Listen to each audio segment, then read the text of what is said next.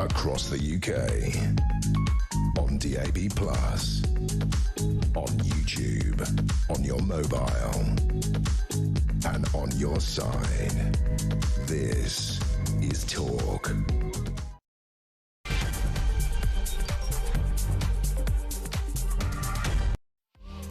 Good afternoon, it's Tuesday, it's 2 minutes past 4 and this is Talk Drive. I'm Peter Cardwell. Loads to talk about between now and 7 o'clock, including whether Donald Trump is going to take over Greenland. He says he's in control of Venezuela. Could Greenland be next? Well, the Greenlanders say no thanks, as do the Danish. It's a really interesting and kind of mad aspect of foreign policy. We're going to talk about that. Closer to home, we're going to talk about the official papers released today showing Israeli fans were banned from a Birmingham football match. This was Maccabi Tel Aviv versus Aston Villa because elements of the community in the West Midlands wanted to arm themselves, but the police hid this and invented evidence to support a decision they had already taken and then lied about it. They are at Parliament at the moment. The Chief Constable of West Midlands Police is under heavy pressure. We'll bring you all the latest from that. Instead of dealing with the racist extremists in Birmingham who were threatening violence, they lied about the reasons, blamed the Israelis, and then claimed the Jewish community supported it. We're going to talk to Lordy and Austin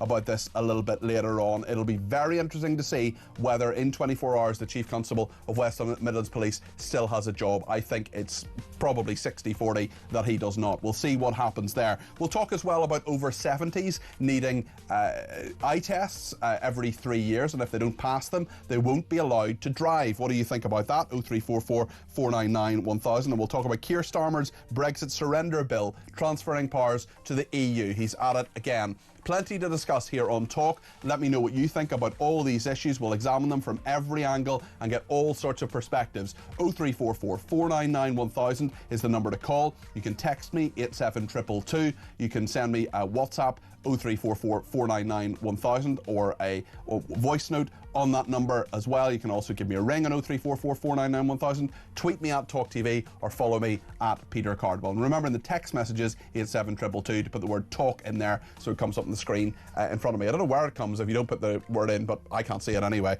Lots to discuss between now and 7. Stay with us here on Talk Drive. So a kind of mad few days in foreign policy. We've seen what's happened in Venezuela. Now Donald Trump is talking about Greenland, and we're hearing about potential mobilisation from American troops in Iran as well. They're building up at European bases. Very interesting to see what is happening in our world at the moment. Since Donald Trump vowed to run Venezuela until a solution is found, attention has turned to whether he will take over Greenland. Well, I just want to remind ourselves about what the President said about the Danish territory aboard Air Force One.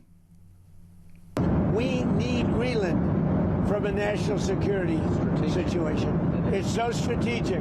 Right now, Greenland is covered with Russian and Chinese ships all over the place.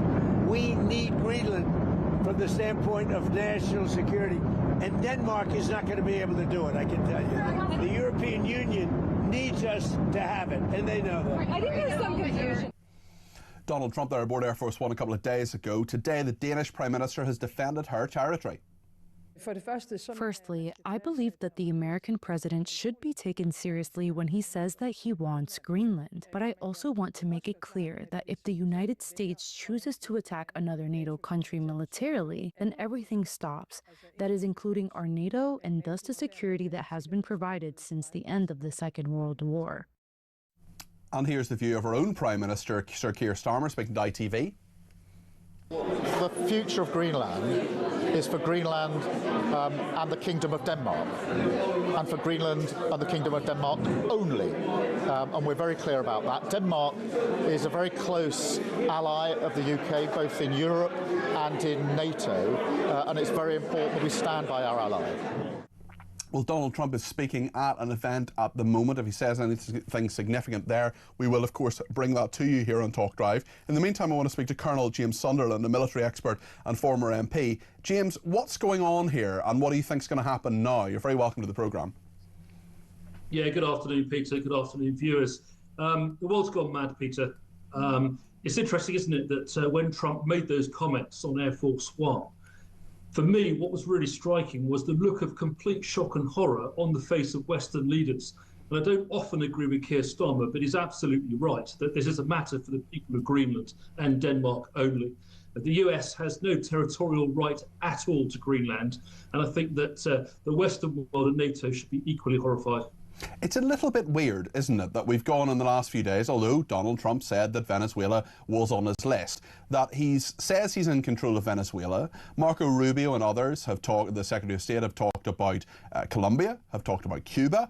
We're talking about Greenland now. This is a president who wasn't an expansionist, wasn't someone who said that he was someone who was a warmonger by any stretch of the imagination. He hasn't actually declared war on any of those places, but he says it's part of America first. We're going to talk to Jim Jatras in a second, a former US diplomat.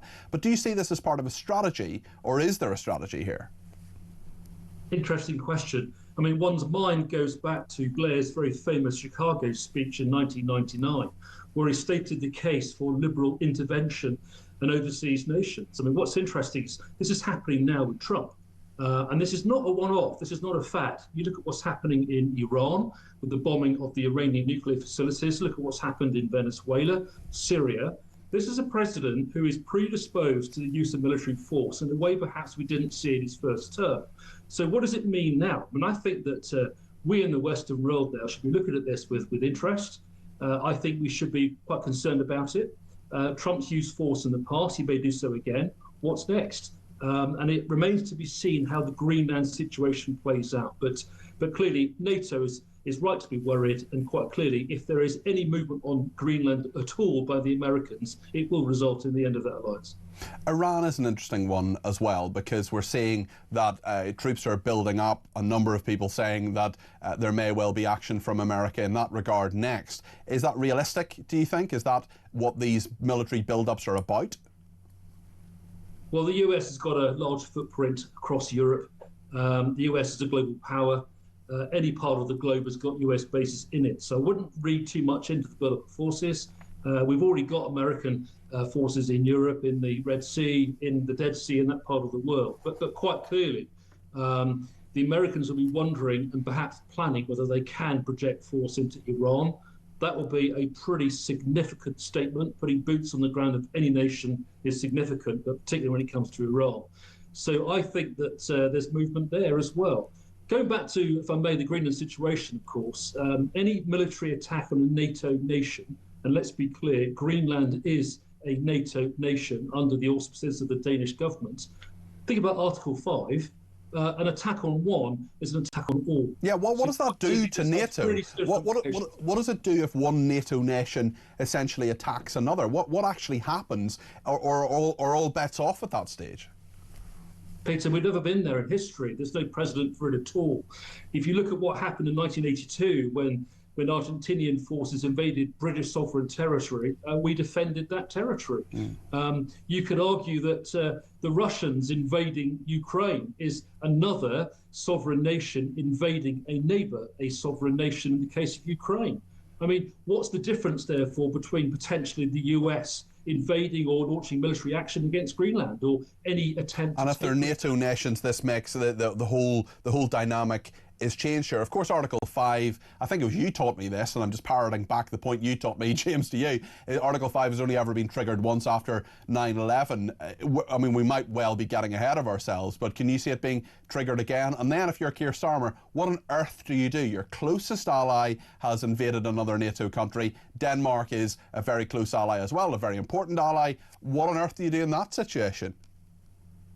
Irrespective of the special relationship, there is no way on this earth the British Prime Minister can condone any US military action against Greenland, against a fellow NATO member.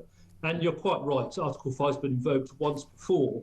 I mean, this is unprecedented territory. This is brand new. I think we are now embarking perhaps on a new world order with an increasingly unpredictable president who's prepared to use force. I mean, all bets are off. Who knows what's going to happen tomorrow? Who knows who's next? And this is something that will keep journalists like you very occupied for the next few weeks and months. Occupied being the key word. James, thank you very much indeed. That's Colonel James Sunderland there, military expert and former MP. Leslie says Starmer has concerns that Greenland citizens have the right to determine their own sovereignty, but doesn't have the same concern about the Scotians and their sovereignty. Zarina says, my fear with Trump has always been that he intends to become a dictator. He loves the power too much. And James in Devon says Starmer stating Greenland is for the Greenlanders in Denmark, yet handed Chagos away. No Chagos for Chagosian statement there. Pure hypocrisy. What will he say about Gibraltar and the Falklands? He is a hypocrite. Let's speak to Jim Jatras now. He's a former US diplomat and a foreign policy advisor for the Republican leadership in the US Senate.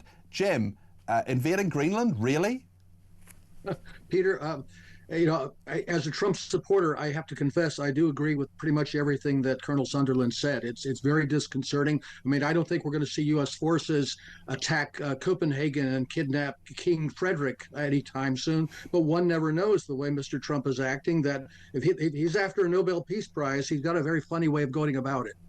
That is a very key point, and also quite dismissive towards the actual winner of the Nobel Peace Prize as well, one of the opposition leaders in Venezuela. When you look at what he's doing, is this part of a pattern, do you think? Is there actually a ramping up in the second term of both military action and action towards other nations?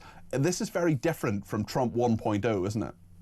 Yes, I think that there's certainly a ramping up. Whether there's a strategy behind it, I don't really know. I think, and I think the Colonel alluded to this as well, I think an attack on Iran is in the not too distant future. I don't think we're talking about boots on the ground, but we are talking about another attack. And look, it seems what Mr. Trump likes to go for is the quick fix, the spectacular thing. I solved the problem in Gaza. I bombed Iran. That is solved now.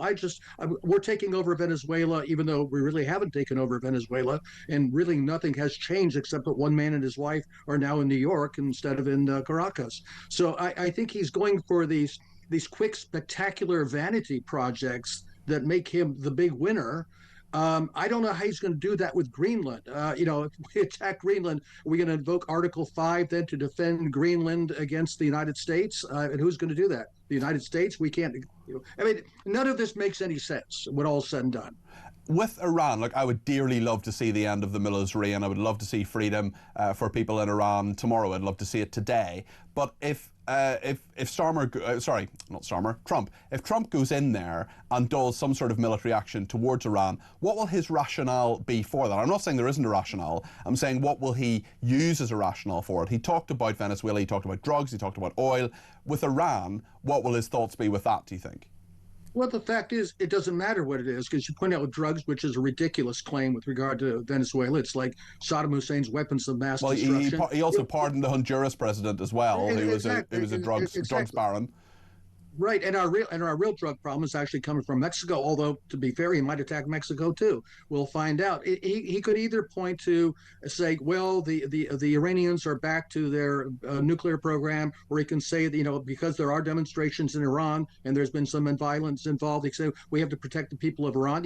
He struck people in Nigeria recently over some issues there that are, by the way, those are real issues. I mean, there are attacks on Christians going on in Nigeria, but we can't go around attacking every country in the world. So what's going on here? Why is he doing it, do you think, and why now? Is he just free to do it because he won't be facing re-election in the next few years? What's the strategy here? It makes him look good to many in America. Many will hate him and say that he's a dreadful person who's broken international law. But you talked about vanity, you talked about expansionism. Is that of the essence of this? Because I suppose the question, again, that we've been talking about whether there's actually a strategy here. Some people claim there is a strategy, and frankly, that it's all directed against China. It's all a resource war against China, metals like silver, petroleum, things of this sort. He's meeting with Xi Jinping in Beijing in April, and that he wants some sort of demand from the Chinese to support the dollar, buy more of our treasuries. Maybe that's what lies behind this. And, like Donald Trump Jr. said, the great thing about his dad is that he's unpredictable. You never can tell what he's going to do next. Is this part of keeping your opponent unbalanced so he makes all sorts of concessions? I really don't know. Or maybe it's simply his vanity that he wants to be the big winner everywhere. I saw this, I saw that. These people are scared of me. Everybody worship me. I don't really know, to tell the truth, Peter. Jim, thank you. Very, very interesting when you have a foreign policy advisor for the Republican leader in the US Senate and a former US diplomat in Jim Jatras there who says, I don't know what's going on here. I would expect there are not many times when Jim Jadras has had to say that. So thank you for your honesty, Jim, and thanks for joining us on the programme. Phil says President Trump seems to be very much like Vladimir Putin in that he thinks he can just annex other countries because he wants them, like Venezuela, like Greenland, like Canada. He seems to be getting out of control. He's putting world peace at risk, says Phil in Essex. I wonder what Richard in London thinks about this. Richard, you're very welcome to the programme. What's going on here, do you think?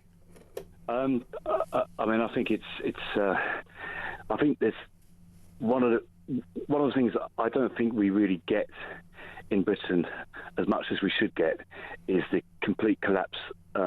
It's the collapsing confidence that the Americans have got in frankly, Peter, in the European continent. I've got a suggestion to make about actually first to Germany, but just a bit of quick. A couple of weeks ago, Trump supported a tweet. He retweeted a post where somebody had said, because of the cowardice that the British have shown in terms of failing to stand up to multiculturalism and mass immigration, their civilization is in collapse. Now, that's clearly what Trump thinks about us. And J.D. Vance as well has said similar things about free speech, and there have definitely been criticisms there. You're absolutely right, Richard. And I think that the trouble is, one problem is I don't think Europeans are listening. I don't think he's taken seriously, but he clearly is.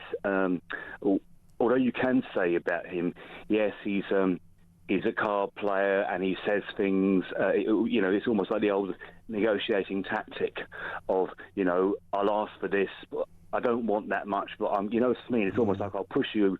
Yeah, I'll go into the card game. Yes, pushing for more than I think I'm going to get. But you see, the thing is, I think what we need to. I think one of the things that we actually need to do is to stop, in a sense, letting him think that we are weak. Because, for instance, Peter, if it's true that the Americans are going to go back on a commitment to defend Europe against Russia, which is basically 80 years old, it goes back to the beginning of NATO, then we have got every right. I'm not a big fan of the European Union or even NATO, but there's no reason why we shouldn't say, well, okay, we've only got two nuclear powers in Europe at the moment, France and Britain. We now, because of the uncertainty, we're going to take some unilateral action. We're going to go back on the 80-year-old prohibition to allow. Well, then you get into properly unprecedented times there, Richard. Some really good points there. Really interesting to talk to you, Richard, in London there. Benjamin says Donald Trump is a reckless, ruthless businessman who sees individual nation states as companies worthy of takeover. Debbie says you're acting like the BBC, Peter. Trump said we need Greenland and NATO will agree. He has never stated invading or using military force. He will just buy it like they did Alaska. I think it's a bit more complicated than that, Debbie, to be brutally honest. Okay, he may not necessarily invade, but the Greenlanders don't want him. The Danish don't want that to happen. And I do think if there was any form of invasion, the whole point of NATO would be up in the air, as Richard says, and Colonel Jim Sunderland and others as well. Chris has been in touch and says, Peter, if the police can lie about the Tel Aviv fans, what lies are being told regarding the grooming gangs? I think that is a very, very good point. We're going to debate it in just a second. Lies were told to Parliament, and they've been the Chief Constable of West Midlands Police is being upbraided about it today. We'll get into that. We're going to talk in just a second to Councillor Richard Parkin, who's a Birmingham City Councillor, and we will make sure we get to the bottom of that issue. There are terrible lies that have been told. The Maccabi Tel Aviv fans, or at least some of them, should have been there. We'll talk about this after the break. You don't want to miss it. Stay tuned on Talk Drive.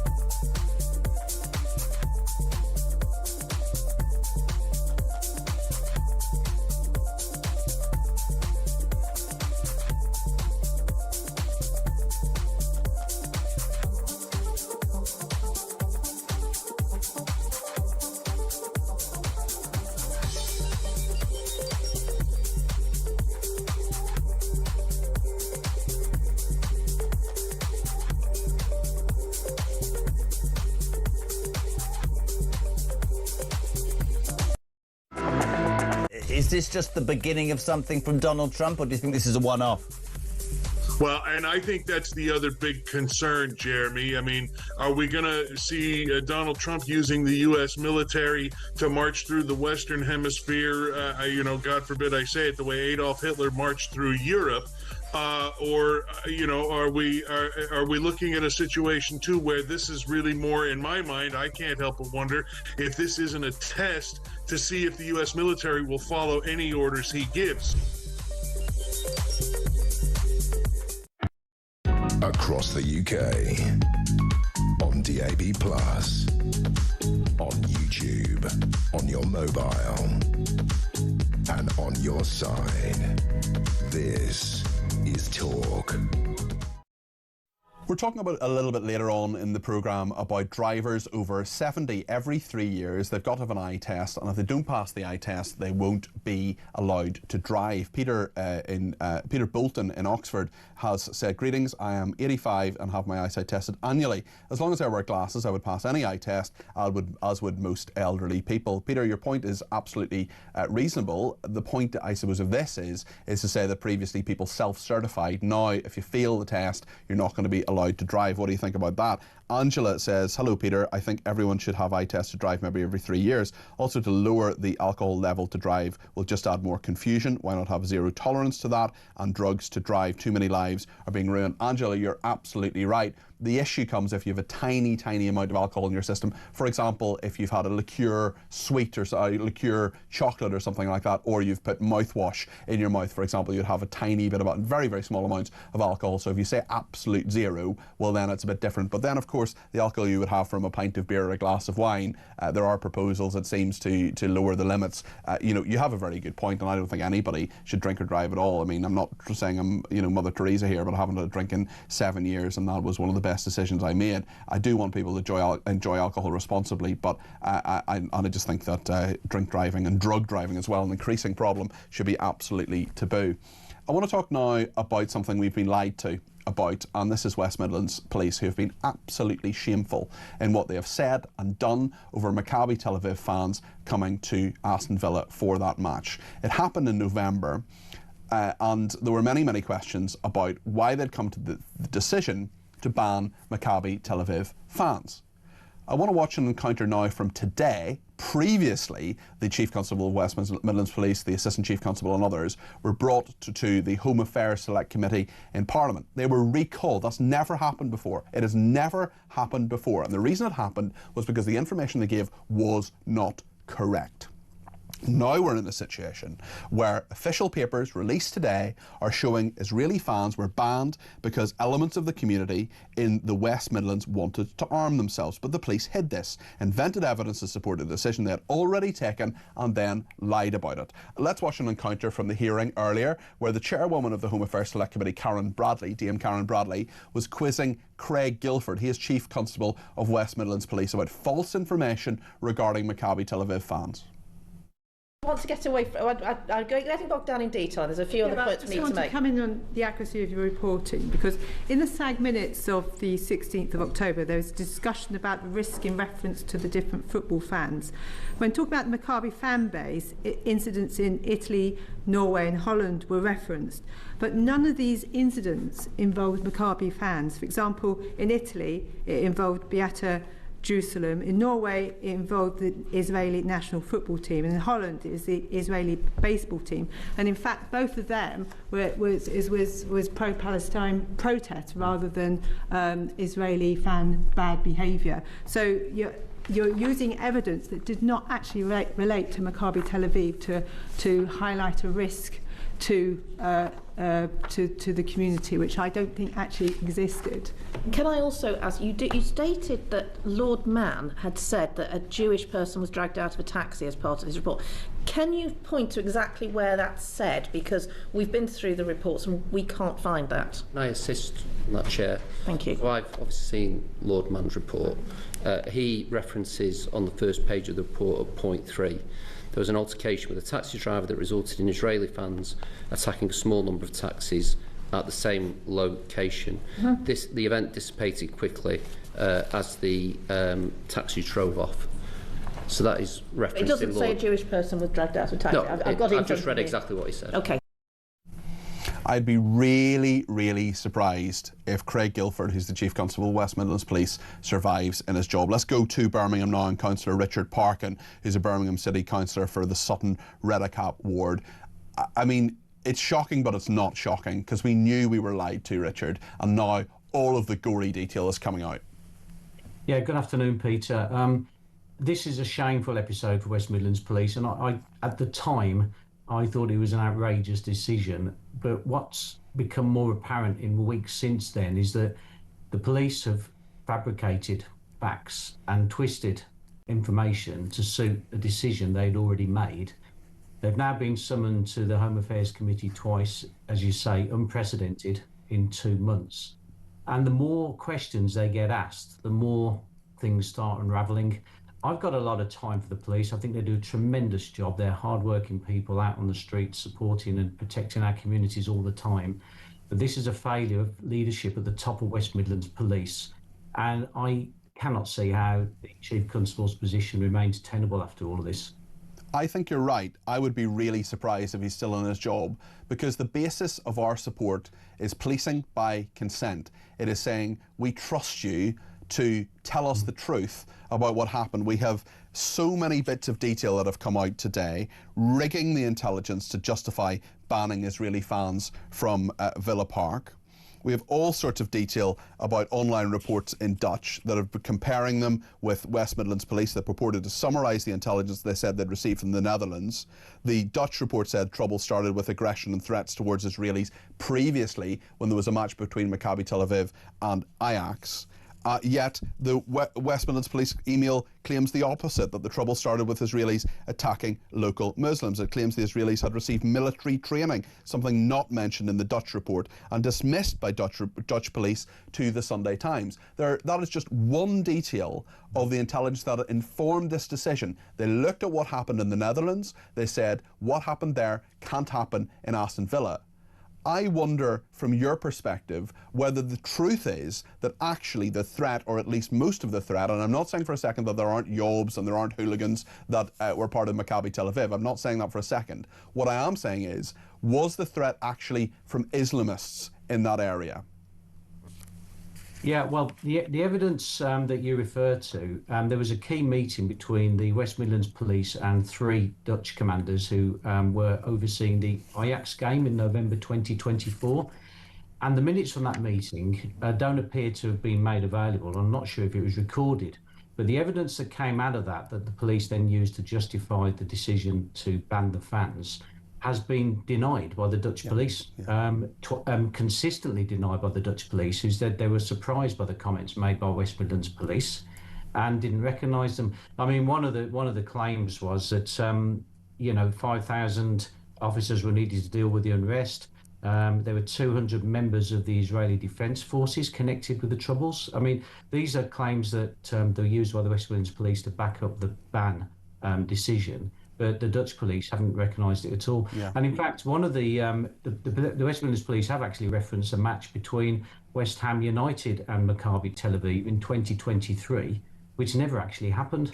What an absolute shambles. The more you look into it, the more it just becomes an absolute joke. And why do you think this happened, Richard? Why do you think we got to this state? Was it the fact that they were consulting lots of people in the Muslim community, for example? Some people who had said anti-Semitic things that they were consulting. They said they consulted the Jewish community. They said they actually weren't consulted until after the decision was made. Why has this happened? Yeah, I think the police had already made a decision that they wanted to ban the fans. They've only spoke, and they've admitted this afternoon, I mean, this Home Affairs Committee is still continuing as we speak at the moment, but they admitted that they didn't have any face-to-face meetings with the Jewish community until after they had made the decision. Yeah. And they've since apologised because they said that they spoke to the Jewish community who supported and backed the decision, and this was in the previous Home Affairs Committee meeting. Right. And the police have actually come out and apologised and said we didn't. So it's clear. They've admitted they lied, Richard. It's outrageous. Yeah. It's outrageous. Exactly. And they have only spoken to the members of the local communities and local mosques before the decision was announced, but they didn't speak to the Jewish community until after the decision had been made. Richard, it's two-tier policing. It's outrageous, it's biased. We are told that policing is meant to be without fear or favour in this country. That's not what happened. Thank you so much for joining me this afternoon. This Councillor Richard Parkin, who's a Birmingham City Councillor for the Sutton Redicap ward. We'll talk to Lord Austin, Ian Austin, who's an indefatigable campaigner against anti-Semitism, in about 10 minutes' time. We're also going to talk to Jack Elson, the political editor of The Sun. He's coming up next. We'll keep an eye on that committee hearing. Is happening right now in Westminster. If there are more lines that come out of it, we will tell you what they say, because it is an outrageous, ridiculous, sad affair where we were lied to by the police. And people say there is an anti-Semitism problem in this country. I think there it is in black and white. Stay with us here on Talk.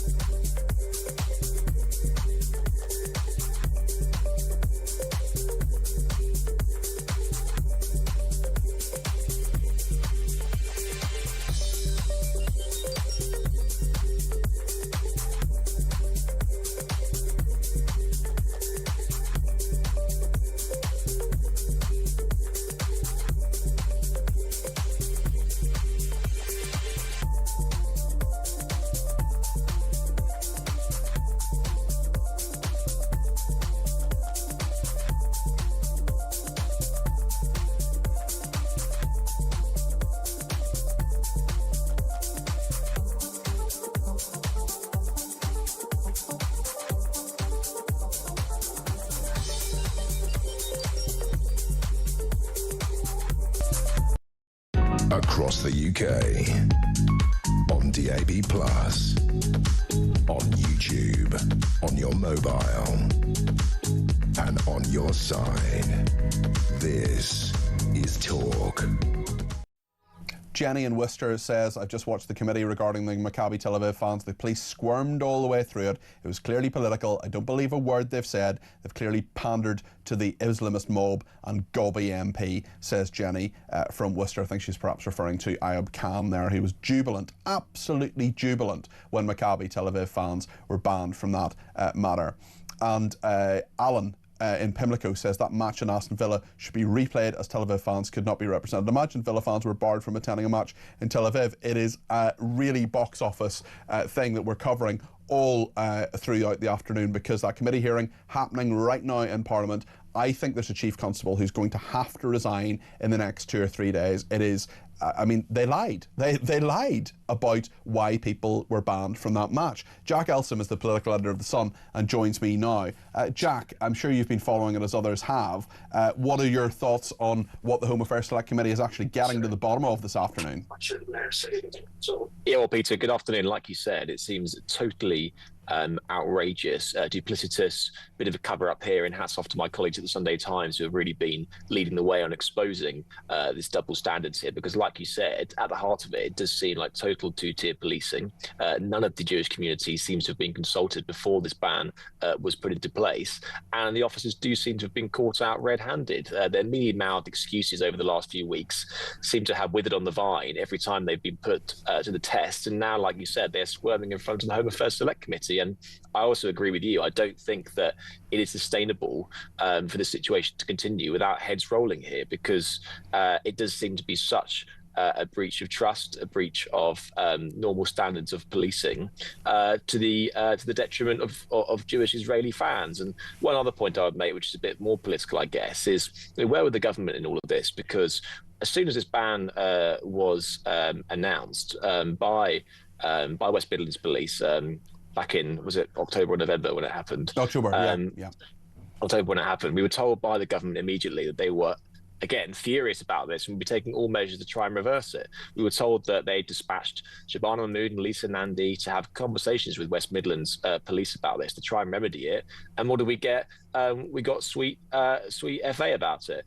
And it didn't seem that actually any serious attempt by the government was made to overturn this ban at the time. And so obviously the police have questions to answer, but I do think that also you're absolutely it was right. incumbent on ministers to have done something. You're absolutely right. Keir Starmer said he was going to get it sorted out, and he did. And Graham and Bushy says, if you or I were found lying to the police, we would be arrested and charged. The police have been found to have lied to MPs in the Select Committee, so why aren't they arrested and charged, says Graham. Well, I think Craig Guilford is going to pay with his job. I think that is basically almost certainly going to happen. We'll see. Elisa is a former police officer, and she says, hi Peter, I'm sending you the oath of a police officer. It's a big feel from West Midlands Police in the case of the Maccabi match. I'm not going to read out the whole thing, but certainly it talks about serving the King or Queen in the office of Constable with fairness, integrity, diligence and impartiality. Impartiality. This was not impartial. We'll return to it in just a second. In the meantime, Jack, I have a couple of other things I want to ask you about. Starmer preparing a post-Brexit bill to transfer powers to the EU. Some says this is Brexit betrayal. What do you think? Yeah, well, I think that's probably right, because one of the key tenets of that 2016 vote was to bring back sovereignty from the European Union to the British Parliament. And now what we're seeing for the first time since we left in 2021 is the flowing back of British powers to Brussels. Keir Starmer clearly wants what he calls dynamic alignment with the EU, which essentially means that some of our goods will have to follow EU standards. But the key thing here is that because we are outside of the European Union, we will be expected to follow these rules, but have no say in making them. Now, that is the exact opposite of why 17.4 million people voted to leave in the referendum. But I do think that Keir Starmer is actually up for having this fight. He is clearly bleeding lots of votes on his leftward flank to the Greens, the Lib Dems. Many people in his own party, be it backbenchers or party members, want to pursue closer relations with the European Union. And I think that he's feeling pretty vulnerable to that wing of the party right now. And so this, sort of backpedaling on Brexit is nothing more than a sop to try and, I think, appease some of his own MPs. However, in the Sun, we've got a few Red Wall MPs, Labour MPs, who have broken ranks publicly and privately to say that this would be disastrous for them, because many of their voters were leave voting. They don't want to relitigate all of the arguments of 2016. I think that no matter where you stand on the Brexit argument, I don't think there's that appetite in the country to go back and have the same old rows like we did in 2016, like we did in the sort of Theresa May status era of 2019, that really sucked the oxygen out of every single political issue. You're absolutely right about that, Jack, and I wonder, with that in mind, what will be the appetite for the fight from Kemi Badenoch and Nigel Farage? Nigel Farage rarely mentions Brexit anymore. He's moved on to many, many other issues, not least immigration, but also the economy, welfare. There are many other things that he wants to talk about. He's having a press conference tomorrow as well. I just wonder, from your perspective, whether you think the Conservatives and Reform UK will raise many hackles about this and make a splash and make a lot of noise about this, do you think?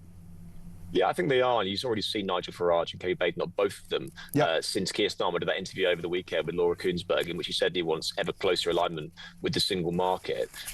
They have said, actually, that this would be a betrayal of Brexit. Now, listen, I think that even some of the most staunch defenders of Brexit wouldn't say that the whole thing has been this massively rip-roaring success project and it hasn't been the sunlit uplands that we expected. Nigel Farage has the luxury of saying that's because it's been mishandled by the Tory party, and he points to things such as immigration. As you mentioned before, Brexit was a large part of proxy for immigration. We saw immigration skyrocket to almost 1 million people net under Boris Johnson. So that is clearly something in which he is saying that it wasn't handled incredibly well. But on the wider principle of sovereignty, sorry, I'm getting a call. Let me decline that. I seem to have tipped that the other way. Okay. Can you see me? I'm not sure we can, but keep talking. Finish your point. Can you hear me at least? We can hear you. Finish your point. There we are. There we go, fantastic. I think the point of the wider fundamental of sovereignty, and that is something which Nigel Farage especially and Kemi Badenoch is coming hot on the heels. They are still determined to make that point. And if there is any transfers of power from the British Parliament back to the Berlin Wall in Brussels, then that is something which I think you can expect the opposition parties to get pretty animated about. Yeah, and Farage said it would push the UK back into the orbit of Brussels, giving away vast amounts of our sovereignty for very little in return. We've had a number of occasions, Jack, where things have happened. You've gone perpendicular, you've gone horizontal and vertical on us, and we've had. I think the key one was the sound system at the Reform UK conference. Do you remember that one? I mean, how can I forget? My ears are still ringing. I think I've got lifelong tinnitus from that event in Birmingham, where one of Nigel Farage's aides came over the tannoy. If you haven't watched the clip, I recommend you go and watch it. It's well worth it. Only to see my face and then yours as the entire sound gets blared out. It reminded me of Jeremy Paxman trying to present Newsnight when a fireworks display was happening at the Berlin Wall. There was one occasion, actually, when I was a young producer, where I was getting an MP in Parliament onto BBC Newsnight, and the bells, the division bell went off because there was a vote, and the director talked to me in my ear and said, "Can you get them to turn off that bell, please?" I just thought that's democracy in action, I'm afraid. I don't think it's going to happen. Jack, thank you very much, appreciate that, and we will talk to you again soon, no doubt. On these eye tests for people over 70, Joanna in Salisbury says, "Hi Cardi P, everybody over 45 years old should have a regular eye test as a requirement, like a car MOT. It creeps up on you without noticing sometimes, especially when your arms suddenly aren't long enough. Zero alcohol for driving is possible. Mouthwash doesn't show up in blood tests that people over the limit have. I wouldn't even risk one drink and get behind the wheel. If you had an accident and killed someone, you would always wonder if not having one drink would have made a difference." You're absolutely right, Joanna, and I do think that drug driving is really, really bad as well, and is going to be sort of the next thing. In regard to Maccabi Tel Aviv, lots of people getting in touch. Angie says, "Hi Peter, so Keir says being British is diversity and has previously said that we have free speech, yet Maccabi Tel Aviv were banned and lied about. Where is the diversity in that?" Rachel in North Yorkshire says, regarding the banning of Maccabi Tel Aviv fans, absolutely revolting, duplicitous behaviour, heads need to roll. Was it not the Nazis who made up propaganda against the Jews to ban them from sporting events? Yes, they did. This is a police service in Britain in 2025 and 2026 is absolutely shameful, and there have to be consequences. There is a rot in that service. It needs to be digged out. Well, Rachel, I agree with every word you've said, and as I say, I would be very, very surprised if Craig Guilford is still in this job in 24 hours. He should not be. We're going to talk to Lord Austin, Ian Austin, about this in just a second. He has a unique and very, very strong perspective on this. You're going to want to listen to every word he has to say. I know I do too, and let me know your thoughts too. Give me a ring. Let me know what you think. 0344 499 1000. Stay with us.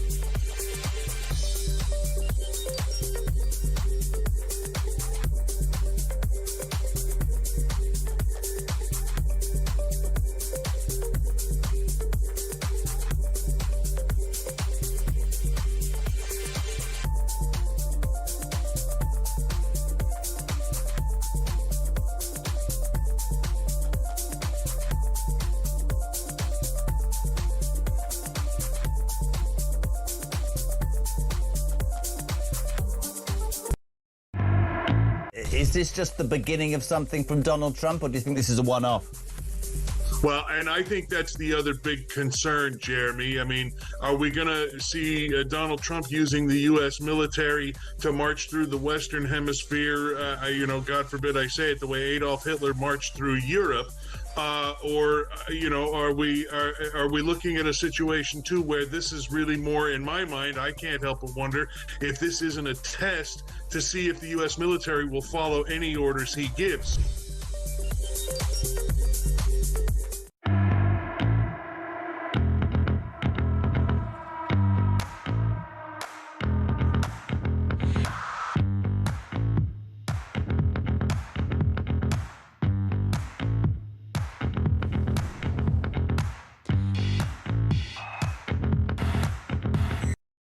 Across the UK, on DAB+, on YouTube, on your mobile, and on your side.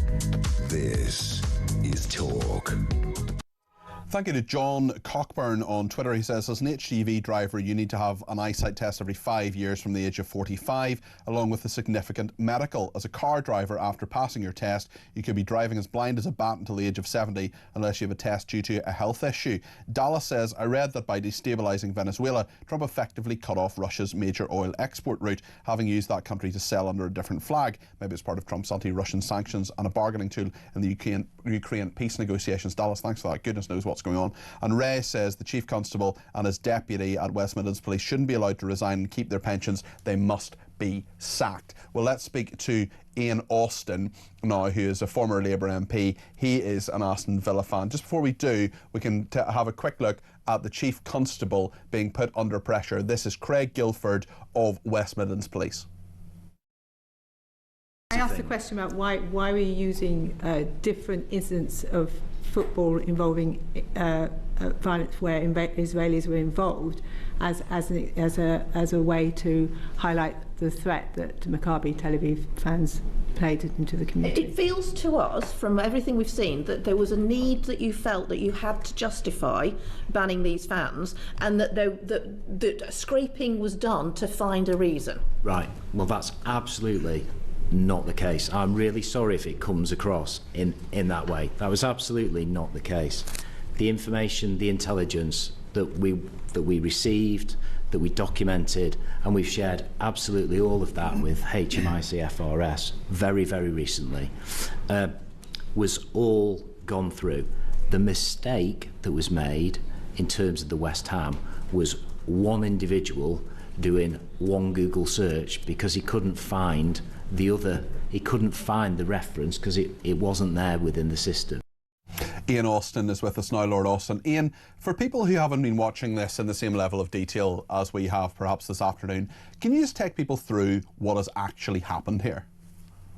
Well, I think what's happened is that West Midlands Police capitulated to a campaign by extremists, anti-Semites, sectarian politicians, street thugs and hate preachers in Birmingham. They capitulated to them, and they decided to ban Israeli fans from coming to watch the football match. Then they went back and tried to find evidence to support that decision. In some cases, they made up evidence to support, and then they lied about it to the public and to Parliament. I think it's an absolutely extraordinary set of events. I would never have believed this was possible. I think the evidence that was presented to Parliament today was in some cases scarcely credible, in other cases not credible at all. I'm amazed that the Chief Constable is still in his job, and I think he should be fired. I think he should be fired, I really do. I think that if the Police and Crime Commissioner, who appears to be supine, silent and useless, and has so far refused, it seems to me, to say anything about this at all, if he won't do his job in holding the Chief Constable to account, then I think the Home Secretary's got to use her powers and get rid of him. Parliament, certainly in the form of the Home Affairs Select Committee, these committees are often criticised. I think it's done its job calling him back, calling the Chief Constable and others, including the Assistant Chief Constable, back. But what you're saying there, which I totally agree with actually, I think the facts bear it out, are a decision, retrospective justification for the decision, going back and saying we're justifying it but we're actually coming up with the reasons now, making up evidence and then lying to Parliament about it. It doesn't get much more serious accusing, I'm not saying you're doing this, Parliament, the evidence is there, you're telling us what has happened. This is the Chief Constable of a major police force in our country, and it's not just him, it's others who are supporting him, it's others up the chain. This is really serious stuff. We're in a situation, I talk on my programme about instances of two-tier policing. Some people say that isn't happening in our country. This is clear as day evidence of that happening. Policing is meant to be impartial. It's meant to be without fear or favour. It has been partial. It has been with fear of what some in the community would say. It is with favour towards one side of a community against another side of the community. This is not sustainable, even if these people go. There has to be serious change here, Ian, doesn't there? I think it's completely unacceptable. I mean, it's extraordinary for a Chief Constable to be recalled to Parliament because the committee didn't believe what they'd been told the first time. And official papers, which were released today, show that the Israeli fans were banned from Birmingham because, quote, elements of the community in the West Midlands wanted to arm themselves. Just think about what that means.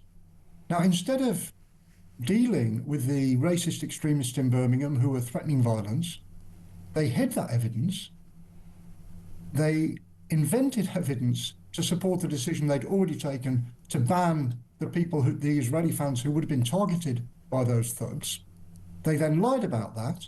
They blamed the Israelis, and they claimed the Jewish community supported it. None of that was true. None of it was true. None of it was true. This is absolutely devastating, I think, for West Midlands Police. And I think the Chief Constable really should be, if he doesn't resign, he should be fired. I think it is. I think it's just a really extraordinary situation. In the end, look, Peter, what he's decided to do by capitulating to that campaign, he decided not to do his job, because his job is to uphold the law and ensure that people can go about their business freely and safely. And he refused to do that with this football match. And if he doesn't want to do his job, he shouldn't be in it. That's my view. Isn't it the case that what you've said in that answer doesn't just talk about what has happened here in this instance, but it talks about a wider societal issue here? Well, we've got a big problem, Peter, I think. I think we've got a big problem. And if you think about it, what happened in Birmingham, which is that the authorities capitulated to a campaign by sectarian politicians, extremists and racists in the community, and street thugs. That's exactly what we saw with the hate marches that have taken over our city centres for the last 2 or 3 years. That's exactly what we see. And what I want to ask you outside synagogues is completely unacceptable. And what I want to ask you within that exact point, Ian, is this absolute unwillingness of so many in power, not just the police but others as well. I would put this clearly at Keir Starmer's door as well. There is an unwillingness to deal with the roots of this, the causes of this, the radicalisation that is going on. They covered up their decision about the symptoms of it and what had happened, but actually the causes of it need to be dealt with as well, to root out anti-Semitism. Well, look, to be fair to the government on this, they said the police had made the wrong decision. But the general point you make is completely correct, right? We've got to be much more robust about standing up for our values, about insisting that if people want to come to Britain, they've got to believe in British values, democracy, equality, freedom, fairness, tolerance. If they don't believe in all of those things, they shouldn't be allowed to come here. If people hate Jews, think Israel shouldn't exist, they shouldn't be allowed to come to Britain. I think we've got quite enough homegrown extremists in the country to worry about without importing any more from abroad. So I really think we've got to get a grip of what's going on in our country, and we've got to be much more robust about standing up for our values. And it is just extraordinary that we can't rely on the police in Birmingham to do that as well. And what does this say about the police as an institution, not just about the West Midlands Police, but policing more generally? You talked about other issues as well. The Metropolitan Police, obviously a big issue too, although Sir Mark Rowley has come to the conclusion that we all came to 2 years ago, or perhaps even longer, that if you shout globalise the Intifada, actually maybe you want to, I don't know, globalise the Intifada like happened in Bondi Beach. I just wonder if Craig Guilford goes, and he absolutely should, and I totally agree with you. I think it's totally unsustainable that he continues in his job for a minute longer than that hearing at the Home Affairs Select Committee, which is still ongoing. I wonder whether other police forces need to look at this, need to look at how they police these things, especially when it comes to big controversial issues. Because at what point do they then say, oh, well, we can't keep the Maccabi Tel Aviv fans safe? Actually, if we're being honest, the threat mainly came from Islamism, not that there aren't yobs and thugs and hooligans that are part of Maccabi Tel Aviv as well. But actually, okay, you go to a synagogue, we can't protect you. Look, I think that, look, I'm not going to pretend that every Maccabi Tel Aviv fan has behaved perfectly. Of course, some of them said and did things in Amsterdam that they shouldn't have done. But the threat in Amsterdam was clearly, overwhelmingly, primarily directed towards the Israeli fans. And the police lied about that in order to ban them from coming to Birmingham. On your general question, I think that I do think we've got to insist that the police uphold the law freely and fairly, and are not running away from difficult decisions because of opposition in certain parts of the community. And we saw this. It's not just, by the way, in relation to the Maccabi Tel Aviv game. We saw this in the disturbances in Birmingham last year, where a Sky TV camera crew was threatened by a gang of thugs with weapons on the street, and instead of arresting them and locking them up, the police went to the mosque to discuss with the elders how the community could police this themselves. Now, I think that's completely unacceptable. That wouldn't happen with any other community. It certainly didn't happen with people who were posting inflammatory or incendiary, insightful messages on social media. They were arrested, charged in court and locked up within days. Ian, thank you for your insight into that. We'll talk again, I'm sure. That is Lord Austin, Ian Austin, former Labour MP, Aston Villa fan and indefatigable campaigner against anti-Semitism, because that is what is at the heart of this. This incompetence, it's lies, it's a Chief Constable of West Midlands Police who should not be in his job if he can't do it without fear or favour impartiality. He would disagree with all of that. He would put up a robust defence, but I don't think it's credible. What do you think? 0344 499 1000. We'll talk more about Greenland and Trump in just a minute. There's so much more to discuss right up to 7 o'clock here on Talk Drive. 0344 499 1000 is the number to be part of the conversation.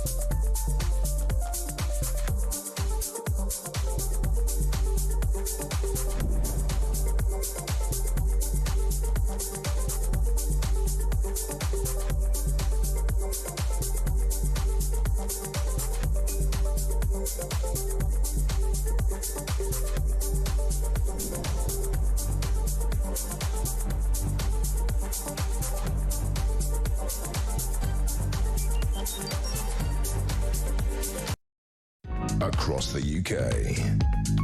On DAB+. On YouTube. On your mobile. And on your side.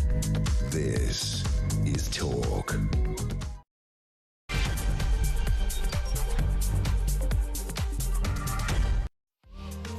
I never thought I'd say this at 2 minutes after 5 o'clock on a Tuesday afternoon, but what's the future of Greenland? Let's talk about that on Talk Drive. Not all the time, but between now and 7 o'clock, we'll get lots of insight into Donald Trump's mind. What is happening here, not just in regard to Venezuela, but Greenland too, Colombia, Cuba. The New World Order is certainly something we'll be talking about. The kaleidoscope is shifting. We'll also talk about what's happening in this country. West Midlands Police lying and lying again about the intelligence. They talked to Parliament, they were recalled to Parliament. I'd be really surprised if Craig Guilford, who is the Chief Constable, is in his job this time tomorrow. We'll keep the pressure on him. We were talking to Ian Austin about it a second ago. Brexit Doc on Twitter says, regarding West Midlands Police, there are cards. It is that simple. It's hard to disagree with that. We'll talk this hour about the sport as well, and also the story that you want to talk about most today, which is older drivers facing a ban if they fail compulsory eye test. This is people over 70 who will have a compulsory eye test. If they don't pass it, they can't drive. We've got plenty of time for calls as well. Do get your call in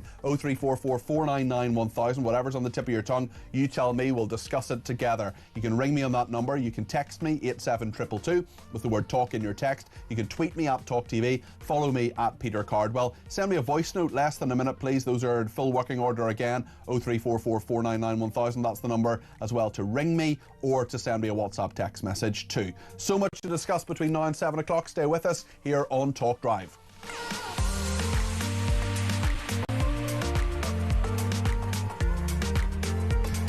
On Maccabi Tel Aviv and that hearing in Parliament, is it over yet? I think it's still going on, and it's still going on. This is the Home Affairs Select Committee recalling the Chief Constable of West Midlands Police to Parliament. Katie says, good afternoon, Peter. Good afternoon, Katie. Why is it that these people in authority are given the right to resign for blatant misconduct and not sacked? This police chief constable should be sacked and stripped of his pension and not given a golden handshake. No government minister should be given the right to step down and resign from position being paid out and keeping their pension when it is complete and utter contempt for the taxpayers who pay their ridiculous salaries, says Katie. On Greenland as well, we're going to talk about that, and just to say, on the screen right now is that Home Affairs Select Committee hearing, and I think it's the head of Birmingham City Council who's there at the moment. We'll keep an eye across that, and if there are any significant lines between now and 7 o'clock, we'll of course bring it to you. Greenland, Paul has been on Twitter and says, ego in minerals, taking Greenland is not about defence. Well, let's speak to someone who knows about Greenland. Believe it or not, there's an all-party parliamentary group on Greenland. I did not know that existed, but I'm sure they give you a warm welcome rather than the chilly one you would receive if you got off the plane in Greenland. Brendan O'Hara is an SNP MP for Argyll, Bute and South Lochaber.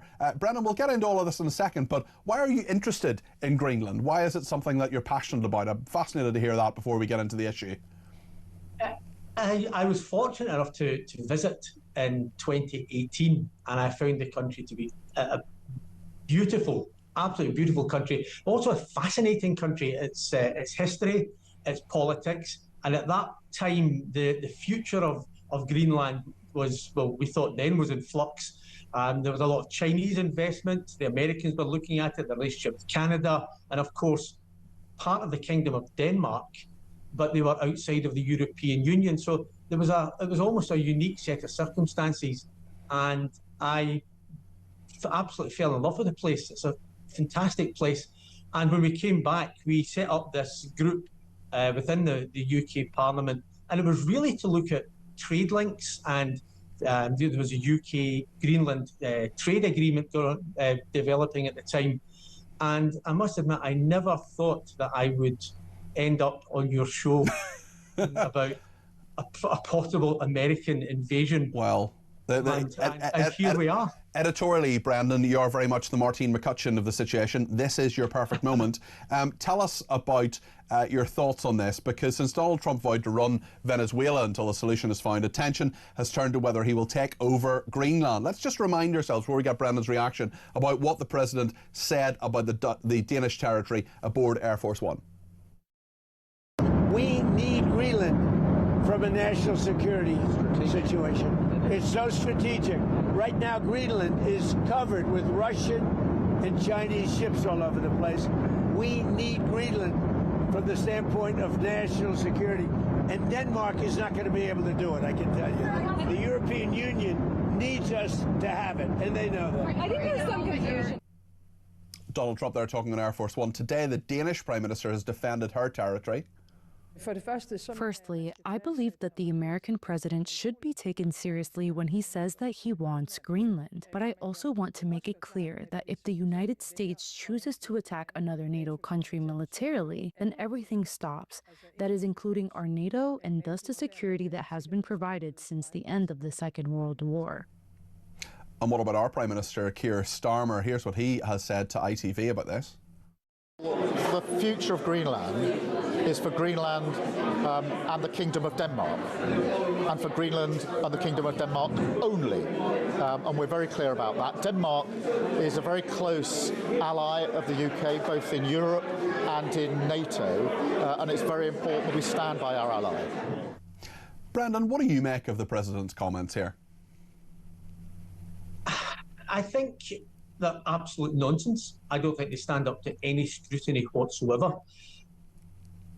Greenland, because of its relationship with Denmark, is a member of NATO, and therefore it's part of the NATO alliance. And this idea that, you know, America has to take by whatever means necessary, I think was what the President said, Greenland, is an absolute affront.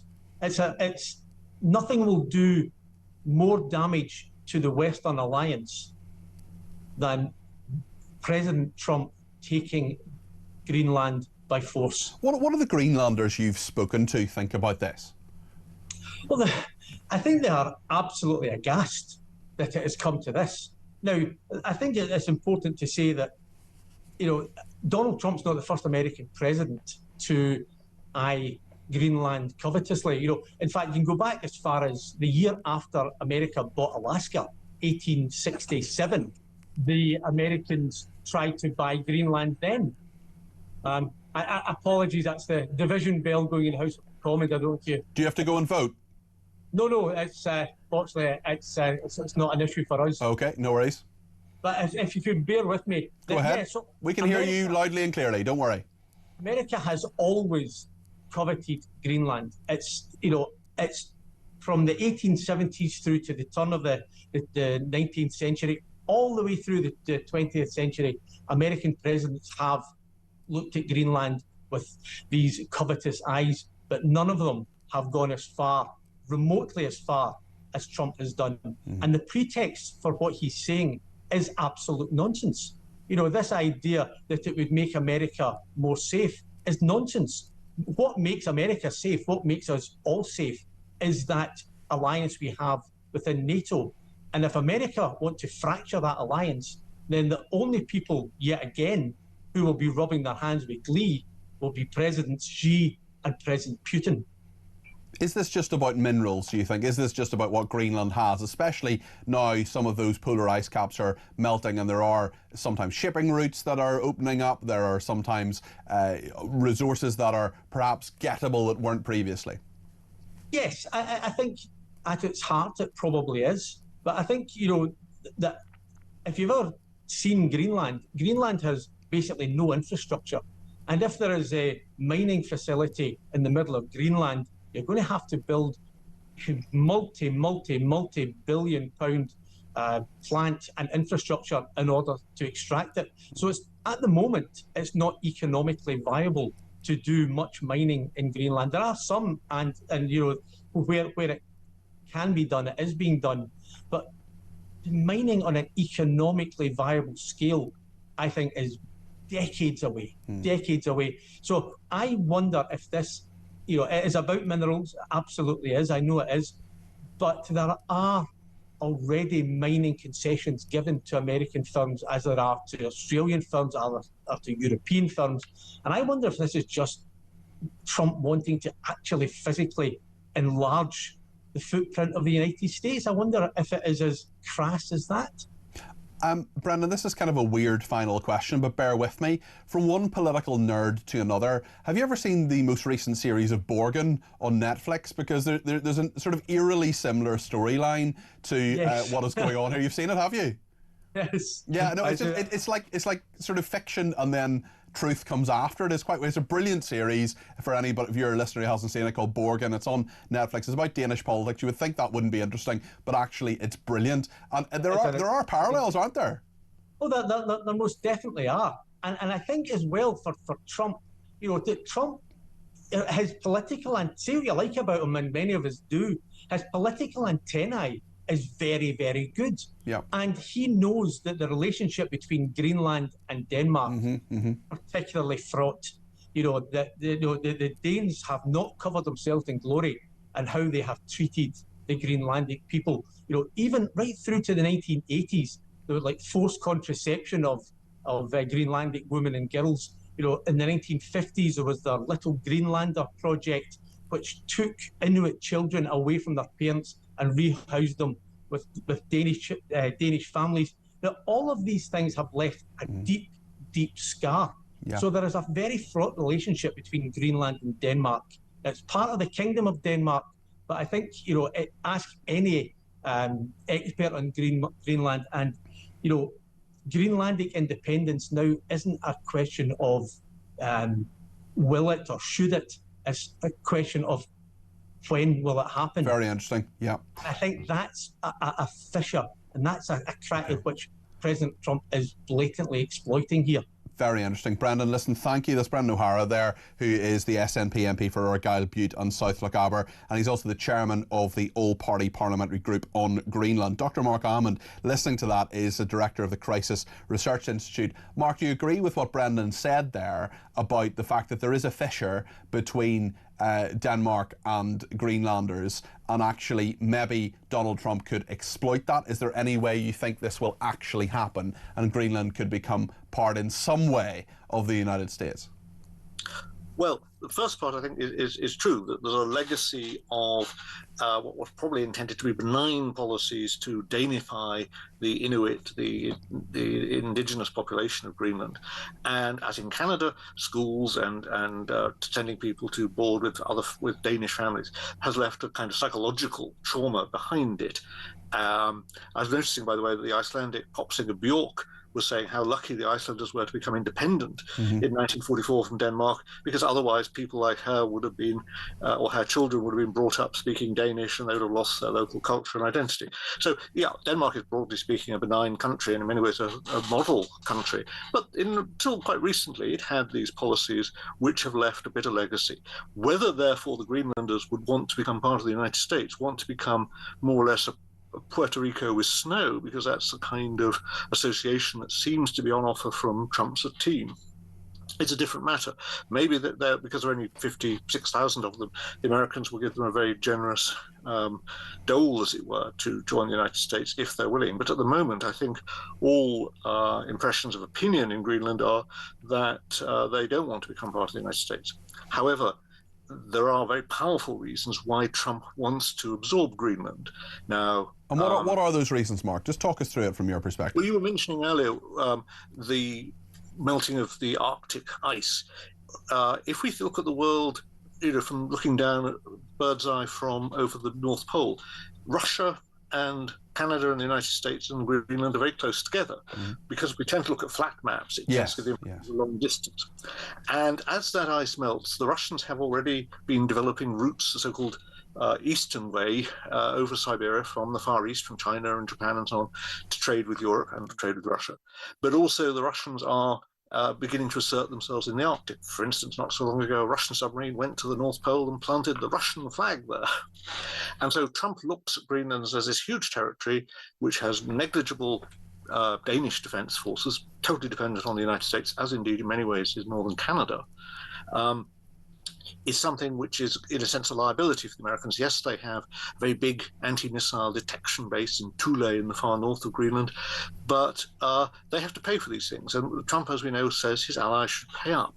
And so what he wants to do, as with Venezuela, is to install a regime, in this case, associate Greenland with the United States, like islands like Puerto Rico.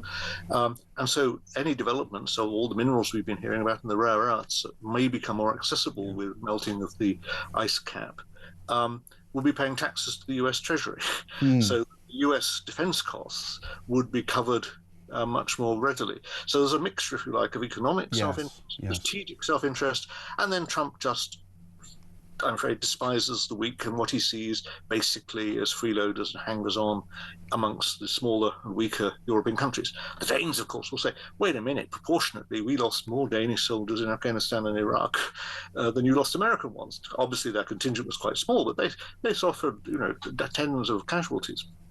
But, Trump is basically a big battalions man. Yes, indeed. Mark, well, listen, really interesting to talk to you. I've learned a heck of a lot about Greenland in the last 17 minutes, let me tell you. Dr. Mark Almond there, Director of the Crisis Research Institute. Thanks for joining us. Lots of people getting in touch about Maccabi, Tel Aviv and Brexit. Mark says, in my previous life I was a police intelligence officer. You can use the internet open source to generate intelligence, but it must be graded appropriately. You 100% cannot make things up.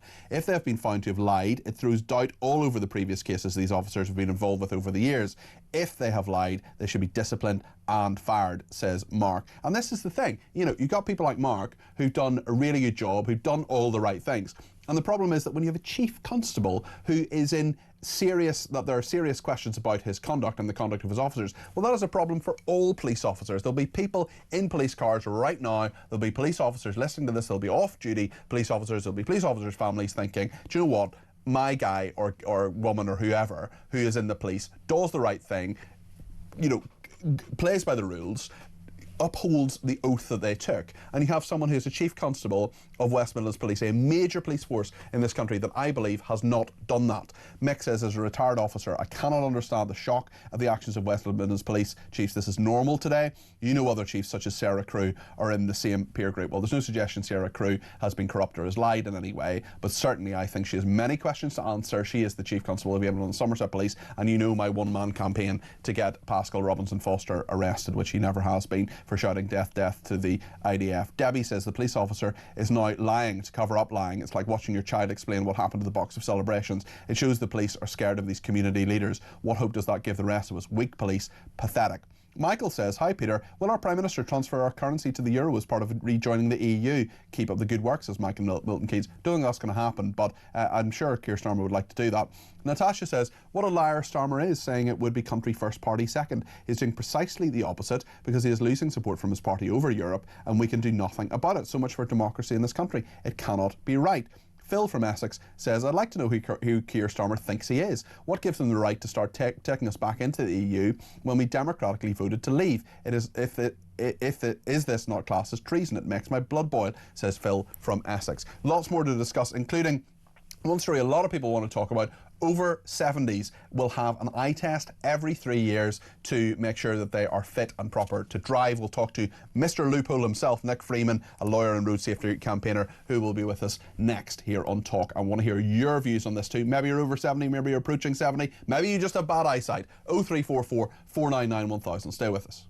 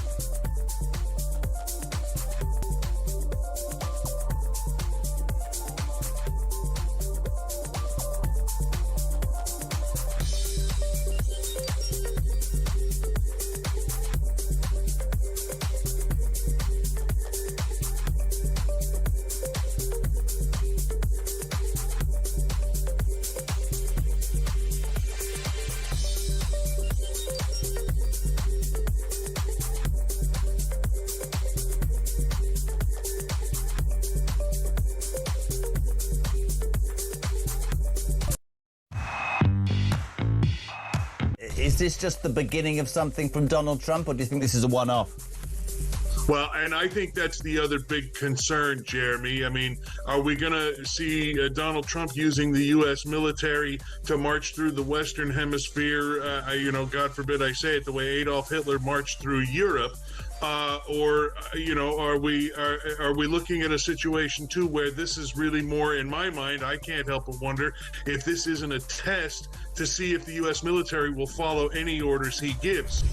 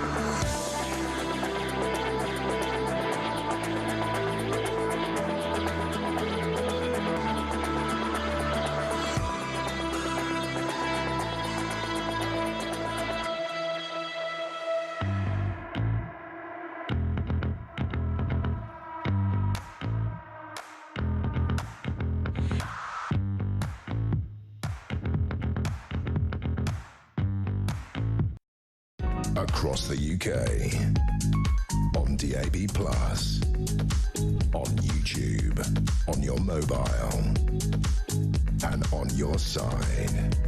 This is Talk. Thanks to everybody who has been in touch, including Tessa, who says, I live in Spain. I'm nearly 80 and have to pass an eye test, medical and observance test every 2 years when I renew my driving licence. It's not a problem. If you can't see properly, you shouldn't be driving. Pauline says, I'm a driver in my 70s and have regular eye tests. With the advanced test, they tell me the health of my eyes. I have that one too. It's a little bit more expensive, but it's good to look at the back of your eyes and everything, Pauline, as you correctly say. All of my friends do this, so it will be a problem for most of us. Well, what do you think about this? 0344 499 1000. This is older drivers who are going to face mandatory eye test and will be banned from the roads under government plans, and people will have to not self-report but instead have to take the test every 3 years. Nick Freeman is a lawyer and road safety campaigner and joins me now. Nick, is this a good idea? Is it a straightforward idea? It's a good idea, Peter. Yeah, I think it could be better if there were other tests operated at the same time. The eye test, all the motorist is actually required to do is read a number plate from 20 metres. That's not a great distance. And, yeah, I remember doing that during my driving test, and all I did was, put my glasses on, which I need for driving. I looked at it and it was fine, but that's the only time my eyes have ever been tested in any way in terms of driving, apart from obviously the rest of the test, I suppose. So we're facing, an ageing population. People want to be independent. There's been an increase since 2010 of 47% fatal and serious injury accidents. Obviously, there's been an expanding group of older people. What I would like to see, I'd like to see the test every 2 years and not every 3, but I think they should also test things like reaction time, coordination time. Unfortunately, we hear occasionally of elderly drivers who press the accelerator when they're trying to press the brake, with fatal consequences. So there are lots of younger rubbish drivers as well. I mean, I haven't had any form of test to my driving for 20 years. Should they just be for old people? No. You look, the young group, the under 25s and the older group are the two groups that cause the biggest problems on the road. But I think you're absolutely right, and I think we should first of all test youngsters in terms of driving on the motorway, but I actually am in favour of having a black box in every newly qualified person's car that's interactive and is relayed to various police officers who are listening and watching all the time. Really? I mean, isn't that a bit Big Brother, Nick? it is definitely Big Brother, 100%. But I think for the first 2 or 3 years while people learn to drive, bearing in mind, if you look at the statistics, the number of serious accidents, the drink driving, the deaths that are caused by this group, that they're very irresponsible as a whole.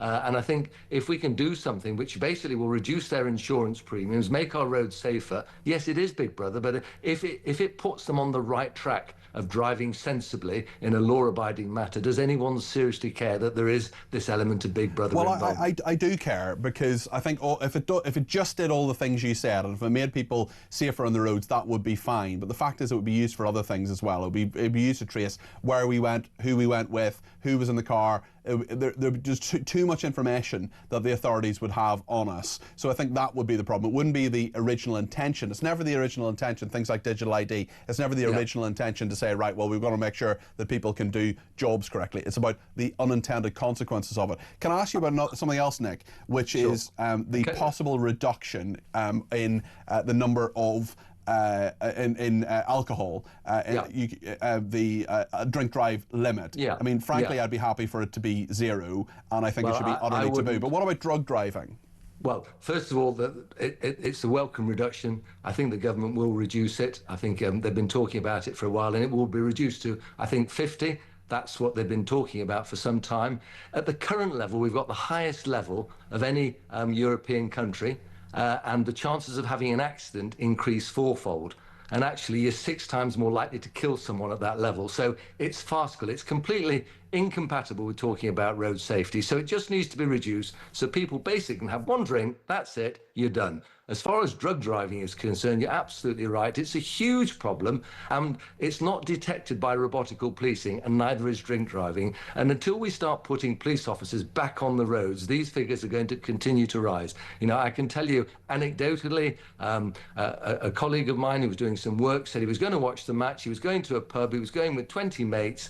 They will all be taking drugs. They'll all be well over the limit. They were all going to drive there, drive home, and there's not the slightest prospect in reality, and there wasn't, of any of them being stopped and tested by the police. So I would ask that the law be changed so that the police can actually random test, breath test and drink drive. At the moment, they can only do so under very limited circumstances. There are some people who actually say that there should be a breath tester attached to the car where you actually breathe into it. I mean, I wonder if that's practical in any way. Also, with drugs, they can be in your system and not come up and all the rest of it, or they've been in your system for a long time and still be in your system. I just wonder, in the absence of bobbies on the beat, because let's face it, that's not going to happen anytime soon. It absolutely should, but it's not going to. Not with this government it won't, but I think future governments will change, because you need people to observe driving. We don't want to become, as we are now, obsessed with road safety and speed. That's one aspect, isn't it, of bad driving. We need officers to actually measure you're in the wrong lane, et cetera, and we don't have that. So hopefully we will get them back on the roads again. Nick, very interesting to talk to you. Nick Freeman there, lawyer and road safety campaigner. Kevin's on the line from North Yorkshire and has some thoughts about this. Kevin, what do you think of these eye tests for people over 70? I think your last contributor says it all, really, about how authoritarian people can get. He wants Big Brother in your car. Oh, well, unbelievable. I think at the end of the day, this is more about control. It's more about, when they talk about 1 in 9 accidents being caused by people over 70, the number of over 70-year-olds is expanding every decade. So there's bound to be more accidents with people over 70. Doesn't mean the bad drivers don't need their eyes tested. There are lots. I mean, as someone, I don't drive that much, but there are a lot of drivers who are of all ages, all sexes and all backgrounds, who are dreadful drivers who shouldn't be on the roads. It's not just older people. Exactly, and the point of the matter being is, I think this is more about getting people off the roads, urbanising people, getting them out of the countryside into urbanised environments. But come on, do you not see the point of it? If the original point of it is to say, look, we want people to be safe and we want people to be over 70 and have a gentle conversation where you say, look, I'm really sorry, your eyesight just isn't up to it now. Is that not a fair thing? No, because you're going to need the evidence to prove that that's an issue. If you're saying that 1 in 9... But it will be there. The optician's going to say you're either fit to drive or you're not. You've just said it's there in every aspect. Every demographic has got it. But you can't coddle people to the point where you're imposing on their lives dramatically. Transport is the most vital aspect of anybody's life. in the modern age. But Kevin, I agree with a lot of what you say, but if someone can't see, they shouldn't be on the roads. Well, quite right, but if somebody stops or is stopped and they physically cannot, the officer's seen that there's an issue or there's an accident and the eyesight becomes a factor, then deal with it. Deal with it through the courts, deal with it through other issues, but don't say that it's a major issue, that everybody needs to have this, because it has monumental effect on a huge demographic of people that's growing. There are going to be more accidents with people over 70, purely on the basis that there's going to be more people over 70. It doesn't mean those people should be drawn out of a demographic and punished for it. But clearly when you're over 70, I mean, it is a fact medically that your eyesight declines more than it would if you're 25. I mean, I know it happens. I can see it's happening to me now. I'm probably going to need glasses and properly all the time in a couple of years. And that often around that 40 mark, I'm 41, that generally can happen. But certainly, I mean, they're not just plucked randomly. This is a demographic group that can, by its very nature, have problems with sight and declining sight, Kevin. They can do, but you've got to prove that there's an issue around it. And they will, Kevin, and they will. Well, they will do when they want to, yes, and that's the very point I'm making. I think that there's more behind this than just being road safety. Okay. All these issues come in under safety every single time, and they'll like 1 in 9 people causes over 70 of the demographic the same. Well, that means that 8 out of 9 people aren't. That's a huge number of people. Okay, but all right. They use these figures to try and blind people into excuse the pun, people into these issues. And I don't think there's an issue there. I think there's more behind this. More about control. It's more about getting people off the roads. Okay. And I think it's unfair, and they should leave them alone. Kevin, thanks for your thoughts there. That's Kevin in North Yorkshire. What do you think about this? 0344 499 1000. By the way, there's some incredibly impressive blind people out there. My friend Sean told me he is, and this is absolutely true, he came up to me one day, he's blind, he has a guide dog, he's a great guy, really, really smart guy, and he said to me one time, I'm going on a shooting weekend, would you like to come with me? I said, what? He said, I think he is the only registered blind person in the UK. He has a shotgun licence. Yes, really. Would have been quite interesting to go on the weekend with him, but I'm not sure it would have been if I would have felt incredibly safe, I must say. Barry says lifetime ban for drink and drug driving. That's what he thinks. Graham says for some of the drivers I've seen in the road, maybe they should have an IQ test. What do you think? 0344 499 1000. Stay with us.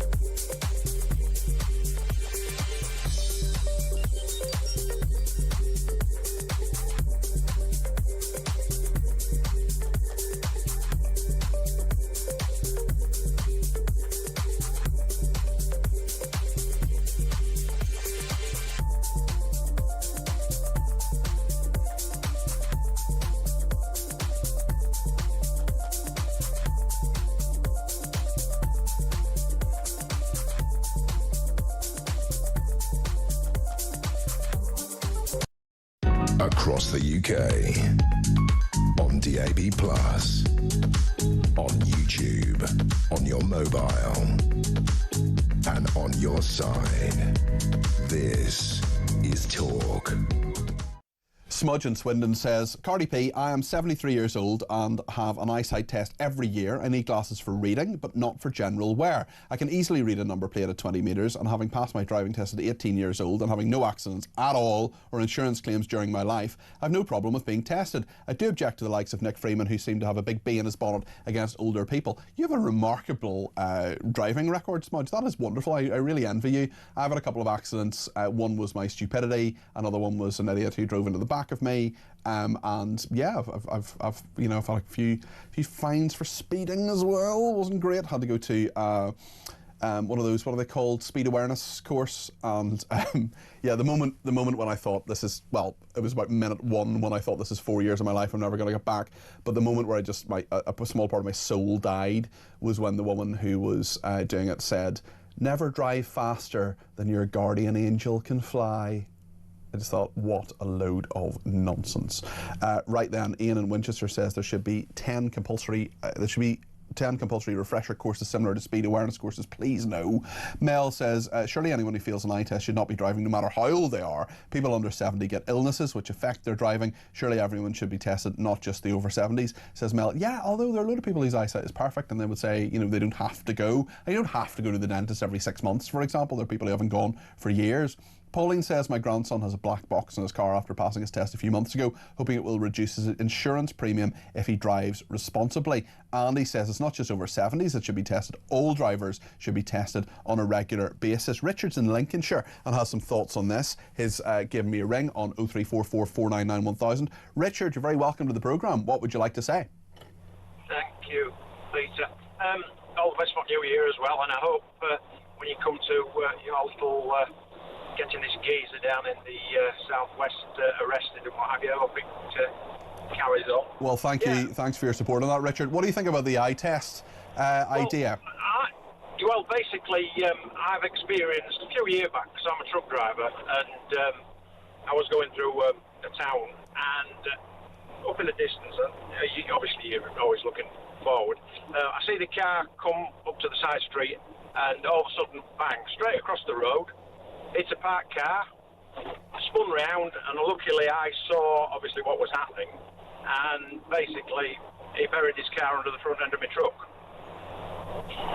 Well, that's horrendous. Got out, old chap, and all he was saying was, "Where's my glasses? Where's my glasses? Oh no! Where's my glasses?" Nightmare. And, yeah, but the thing is though, Pete, they were on him.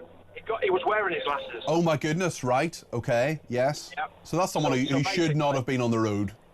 Exactly. And what he'd done is and this is the other thing. What you know, people's reaction time.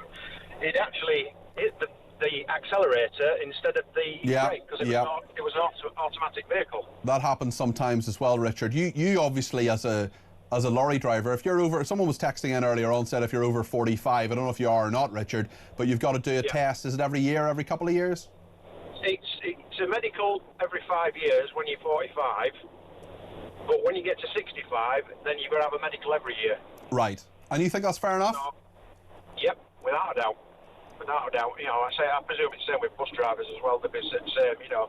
So, I mean, the criteria for car drivers when they get over 70, you know, personally, obviously with experiencing that happening to me a few years back, you know, I ain't got a problem. I mean, I think every 3 years is too long, basically. I would push it because, I mean, I'm sorry, but the level of driving, it's just ridiculous at the moment. I mean, in the last 5 years, it's just got worse, you know, with car drivers. And, although age is an interesting aspect of this, Richard. I mean, one of my pretty good friends is a terrible driver. He's the worst driver I've ever come across in my entire life. I will not get in the car with him because I think he's dangerous. I think he's a dreadful, dreadful driver. He's a great guy. He's a smart guy. He's got a good job, but he's a really bad driver, and he's the same age as me. Yeah, well, I mean, it's all the way across the spectrum. It depends. I mean, you get the erratic drivers. I mean, the one thing and if any lorry drivers are listening now on what we are experiencing, and it's day in, day out, is cars have got to get past us. Yeah. They've got to get past the truck. No matter what, they will nearly kill themselves or kill other people just to get past the truck. And if they... level, will they? And they just need to slow down a bit and realise that not everything's a massive rush. Yeah. Richard, listen, thanks for that. Are you in your cab at the moment? Are you in your truck at the moment? Yes, I'm plodding my way up the A17 up towards Sutton Bridge in Lincolnshire at the moment, yes. Okay, well, I wish you well on your journey, safe journey, Richard, and I hope we can keep you company right up until 7 o'clock here on Talk Drive. Just want to play a couple of voice notes now, firstly from Jay on the West Midlands Police. I just want to say, West Midlands Police, they've handled this atrociously. It's awful what they've done with the Israeli fans coming over to Aston Villa. But Also, the MP that was involved for the area, who was shouting his mouth off all the way up to it about how dangerous and vile these people are coming over. We must stop them. Them, the police and him need to be held accountable. They all do. You're absolutely right, Jay. Can I ask the top team behind the glass to ring Ayub Khan's office, the MP for the area, ask him on today, anytime between now and 7 o'clock, or tomorrow, and we'll ask him if he can come on this programme, because you're absolutely right, he needs to be held accountable as well. He's never done an interview with me that I remember anyway. We've asked him on numerous occasions to come on. That's Ayub Khan, who's the local MP. Given the lies that were told by West Midlands Police, you're right, he needs to be held accountable too, because he called for this to be banned. I'd love to interview him. We'll ask him if he'll come on. If he comes on today or tomorrow, he's welcome anytime between now and 7, or indeed tomorrow between 4 and 7. Bridget from France has been in touch on the West Midlands Police too. Regarding this Chief Constable in the Midlands, I mean, it's laughable if it was actually, if you can call it funny, that all these people he's standing up for, all these Islamists, all these MPs, these Gaza MPs, these hate preachers, when he loses his job, and he should, does he really think that these people are going to stand up for him? Does he think perhaps that after all the years of appeasing these people that they will stand up for him and say, oh, it was actually our fault, you know, he just tried to, go along with us? Well, sadly, they won't. So he's been very, very stupid, actually, as well as dishonest. Bridget, my heart soars when I hear your voice messages, because they're always really sensible, but I also know that whilst you live in France, you clearly are Irish. You are from the Emerald Isle, unless I'm sorely mistaken with your accent. And there are far, far, far too many people from Ireland on the Emerald Isle who do not think they have a problem with anti-Semitism. They have a massive problem with anti-Semitism. Bridget, you get it, and I'm delighted to hear that.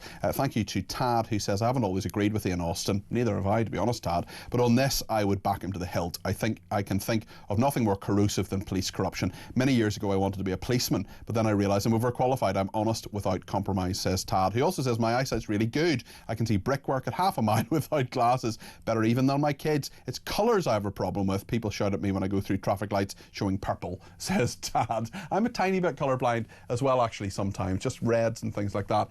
John has been in touch with a voice note on eye tests for drivers.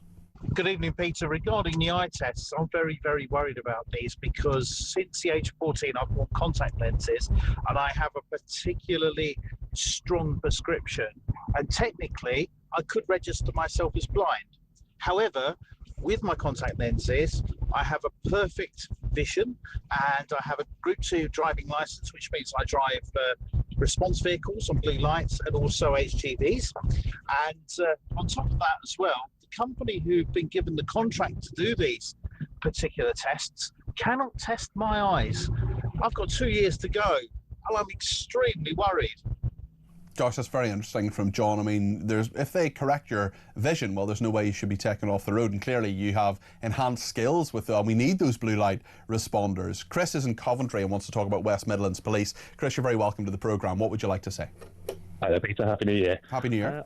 Just wanted to, about this Chief Constable who's obviously, Craig Guilford, yeah. Choose my word carefully. There is a Section 26 of the Criminal Justice and Courts Act of 2015 which addresses improper use and exercise of police powers and privileges. It says, a police constable commits an offence if they improperly exercise their powers and privileges, knowing or ought to know that their actions are improper. This includes actions taken for personal benefit or to benefit or harm another person in a way a reasonable person would not expect. Interesting, yeah. The penalty for this is up to 14 years imprisonment. I would doubt very much whether Craig Guilford will go to prison, but I don't think he should be in his job. There are clearly massive, massive issues here, Chris, but that is a fascinating point, and thank you very much indeed for bringing it to us. That's Chris in Coventry there. Jane in Leeds has been waiting very patiently. Jane, sorry to keep you on the line for so long. You're very welcome to the programme. What would you like to say?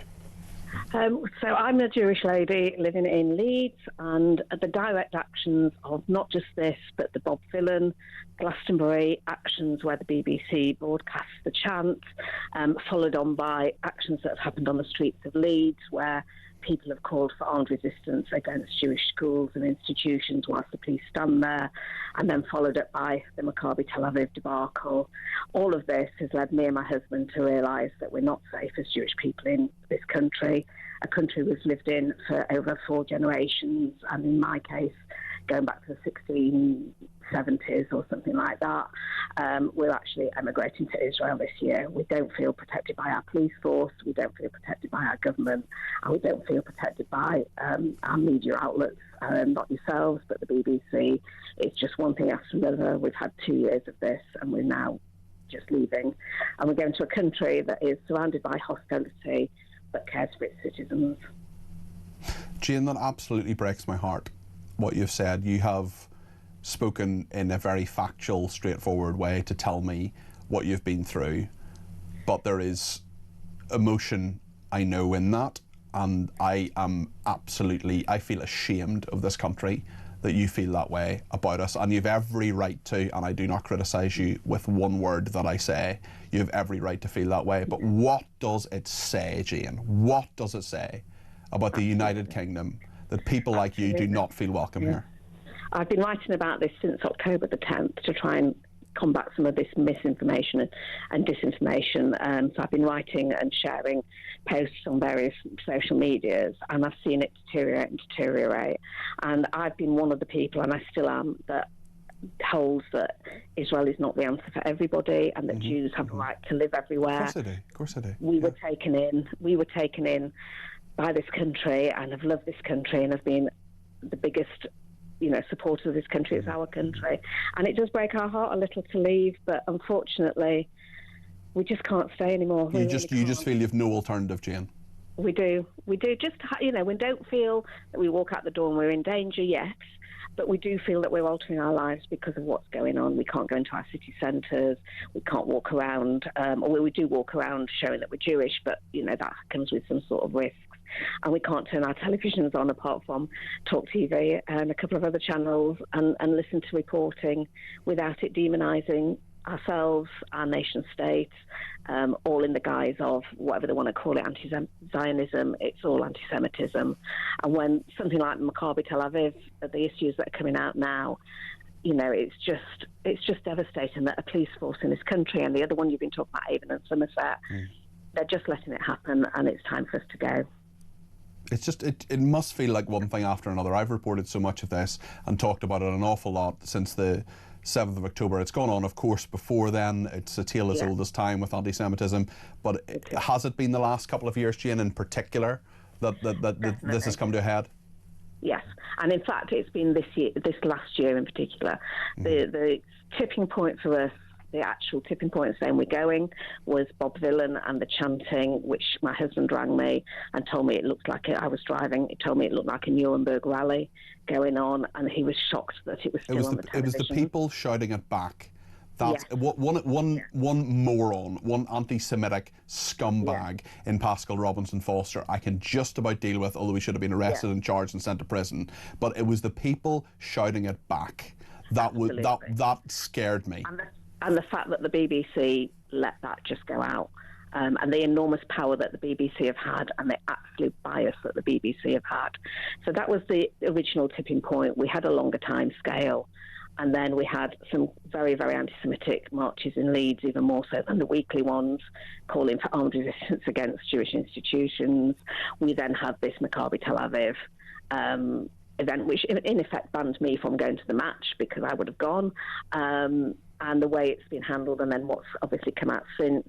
And I just must say thank you to Lord Austin, to the MP, I think it's Nick Timothy. Nick Timothy, who have really taken this and pursued it, and you for reporting it, because it isn't on the other mainstream medias at all. So. Jane, thank you for your call. I wish you well, and I wish your husband well in your new life, and I just think that is just shameful that we are in this situation. But you can see exactly where Jane is coming from. You can see what has led up to this point. You can see exactly what the set of circumstances, the actions, the inaction, the lies that have brought Jane and her husband and a number of others, many other people, to this point. Leslie in Rugby says, how sad. Jane from Leeds feeling her and her family are not safe in the UK. I wish her well. I can only apologise that we have let the UK get that bad, says Leslie. Leslie, I feel we all have a role in this, and we've got to stand up for our Jewish friends and neighbours. Jews are a real minority in this country. There aren't very many of them. But the people who are coming from them, first of all, we need to absolutely push back against and call it out. But they're coming for us next. They're coming for anybody who believes in Western values and a straightforward Western way of life, a British way of life, no matter what the Prime Minister says that is. We know what it is. We know what family values are. We know what British values are. We know what common sense is. We're going to talk about the sport in just a second. If you want to react to what Jane is saying there, give me a shout. 0344 499 1000. As always, I'll put as many calls as I can on the air between now and 7. Stay with us.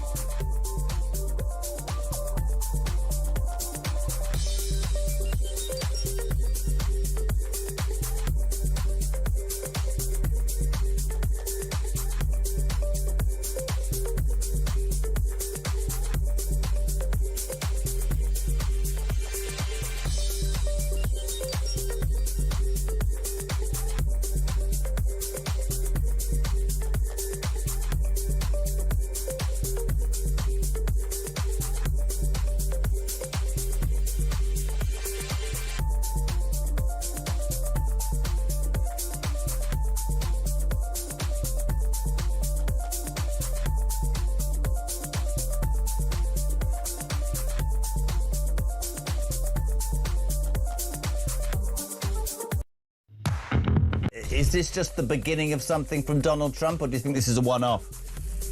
Well, and I think that's the other big concern, Jeremy. I mean, are we going to see Donald Trump using the U.S. military to march through the Western Hemisphere? God forbid I say it, the way Adolf Hitler marched through Europe. Or are we looking at a situation too where this is really more, in my mind, I can't help but wonder if this isn't a test to see if the U.S. military will follow any orders he gives. Across the UK, on DAB+, on YouTube, on your mobile, and on your side. This is Talk. Pete in Manchester has been in touch and said, I drive for a living and young male drivers are by far the worst. That's Pete in Manchester there. George says, I'm 76 and have great eyesight, but I agree with iTest. I believe the biggest hazard on night driving is headlights. There's no need to have super bright headlights on a dip beam. The main beam is okay. These halogen lights are lethal. George, I totally agree with you. They're really, really blinding. I actually have that coating. I paid like an extra 20 quid or whatever it was for the coating on my glasses when I'm driving because of the bright headlights, certainly. Thank you to another person who says, if the police are randomly stopping drivers to test, why not stop and check for knives? Far more issues with knives, says Ian. We'll talk about all of that more in just a second, but for the meantime, I just want to talk about the sport. Sports news from The Sun. Mike Anstead is the sports head of content at The Sun. How are you doing?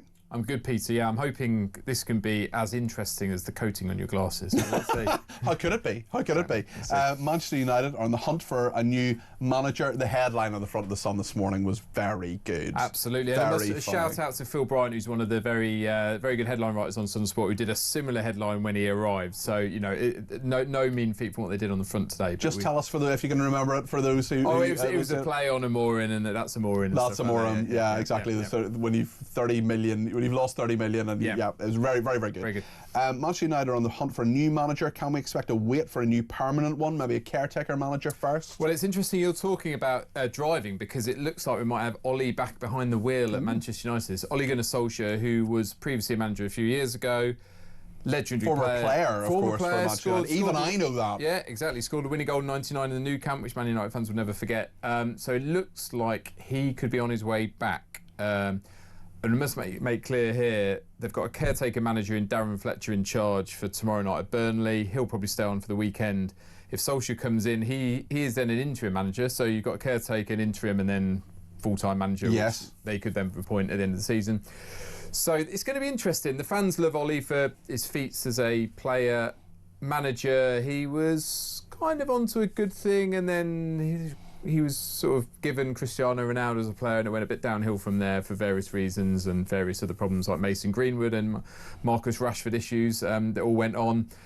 So, look, Man United fans will back him because they support the club, they like him as a legend. Whether he is a trailblazing appointment isn't, let's see. Yeah. But it's certainly a lot going on at United at the moment. Chelsea have announced their new manager too. Tell us about who they've brought in. Yep, so Liam Rossini, which has been well signposted since Enzo Maresca disappeared at the end of last week. What's interesting though is Chelsea have given him a contract till 2032. Shows you they've got a lot of faith in him. You'd hope they'd have faith in him considering he's come from Strasbourg, which is their sister club over in France. He's an obvious appointment, someone they can easily get in mid-season. He's come out today and said, look, you know, there's undeniably that Chelsea are a bigger club than Strasbourg. He's got to now win over the Chelsea fans. A vast majority of Chelsea fans are not having him, just see him as a puppet. So that's for the going to owners. be tough. That's going to be really tough. They're a tough crowd at the best of times. You know, they've been used to people like Jose Mourinho, Carlo Ancelotti down the years. For them, Liam Rossini is just another rookie manager that they don't care too much about. Feels like he could be passing through. But look, he's an intelligent guy, smart guy, knows his football, has got about 150 games under his belt. But Chelsea is a massive job compared to anything he's done before. And arguably one of the biggest games of the season at the bottom end of the table tonight, West Ham facing Nottingham Forest. Who's you backing for this one? Well, I'm very much backing West Ham because I'm a West Ham fan and I'm going to head over to London Stadium as soon as I depart the studio, Peter. Oh, right, OK. But, so I'm your unbiased opinion on that one. Hammers fan. But this is a huge game for Nuno Espirito Santo. So he left Nottingham Forest to start the season after a big bust-up with Marinakis, the chairman there. Ended up coming to West Ham. Both teams in a relegation fight. My unbiased view is that Nottingham Forest is still a much better team than West Ham, even though they're in out of form at the moment. West Ham are really struggling, and tonight could be one of those. If Forest go and score an early goal, the crowd turns on, could get a little bit more, even more toxic than it is at the moment. So it's a big night for Nuno, though. I don't like to call 6-pointers in the first week of Jan, but this is definitely a 6-pointer. Wow, OK. Well, listen, I hope you have fun at the match tonight. The headline, of course, on the front of the Sun was when your trophies are nil and you've cost 30 mil, that's Amorim, which was very good. Very good. Who was the guy who came up with that headline? No, so that was done on news. I wasn't actually in yesterday, so I can't tell you who. Can you tell whoever it is to write your headline that I have won for when Ellie Goulding gets her MBE? You can tell everybody this is your gong. Very good, very good. Thank you. That's Mike Anstead there, Sports Head of Content at the Sun, heading off to that match between West Ham and Nottingham Forest. Thanks to everybody else who's been in touch for lots of different reasons, including Damien in Hampshire. He says maybe Denmark should sell Greenland to the Americans and pay the Americans $9 million a year for the privilege. That's one idea, certainly. Ernie says, I think Trump is concerned about the direction Britain and Europe seem to be heading. We're definitely going towards the far left, and so is Europe. I think democracy is definitely under threat in Britain and Europe at the moment with what we're seeing every day in the media, says Ernie. Well, thank you for that. In the next hour, we're going to be talking more about Maccabi Tel Aviv, that absolute scandal that is happening and is still going on in Parliament. We'll also talk about the weather, Storm Goretti leading to snow warnings on Thursday and Friday. We'll find out what's in the sun from Mike's colleague John as well, and get your views on all of it.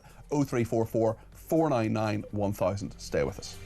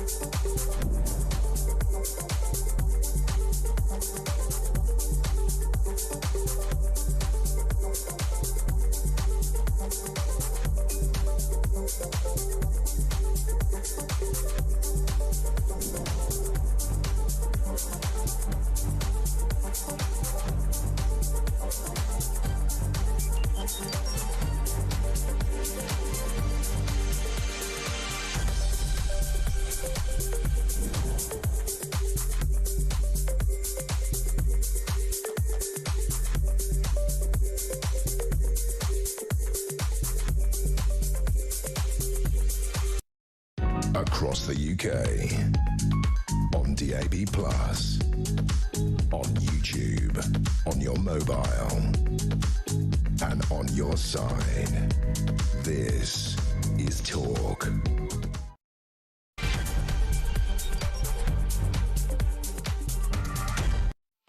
This is Talk Drive. It's just gone 6 o'clock. Good evening. It's great to be with you. I'm Peter Cardwell here all week between 4 and 7. Lots to discuss. It's cold. Don't know if you've noticed that. Storm Goretti leading to snow warnings on Thursday and Friday in England and Wales. Northern Ireland freezing too. I'm sure Scotland's not exactly balmy either.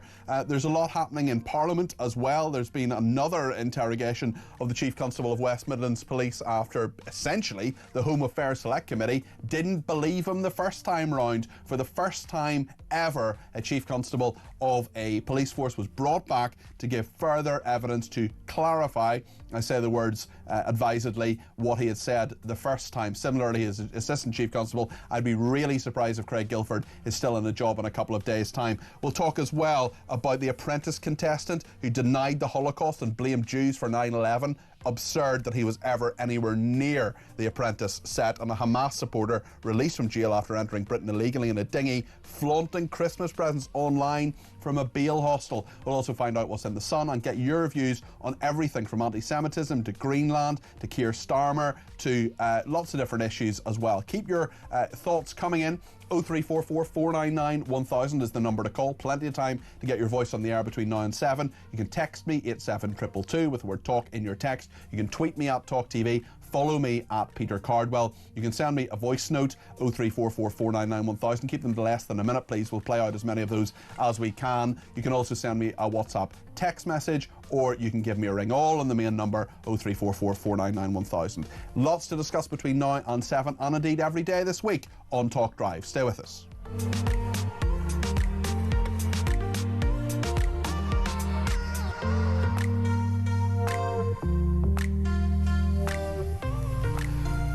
Just read out a couple of messages about our main story this evening about West Midlands Police. Gary says both West Midlands Police and Avon and Somerset Police showed anti-Semitism in Gary's opinion in dealing with recent events. Is the Met Police next to be found out? Well, certainly there's no suggestion that Sarah Crew, the Chief Constable of Avon and Somerset Police, is an anti-Semite. We're not saying that. What we are saying is that I believe Sarah Crew and the Crown Prosecution Service should have prosecuted Bob Villain singer Pascal Robinson Foster. You've heard me talk about that a number of times.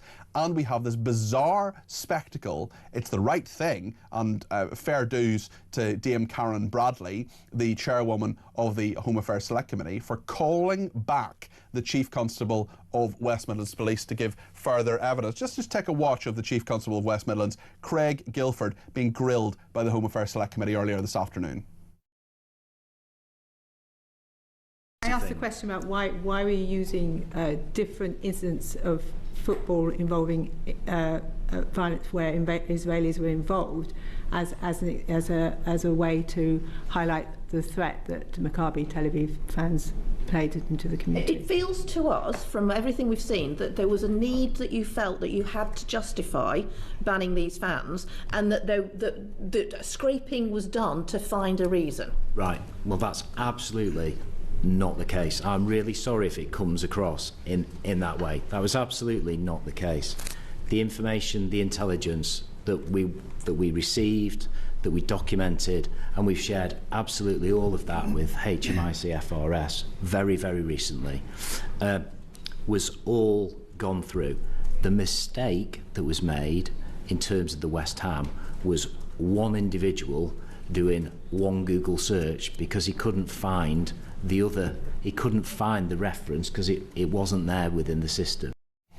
I will be really surprised if the man you just heard speaking there, Craig Guilford, isn't his job in 24 hours. He absolutely should not be.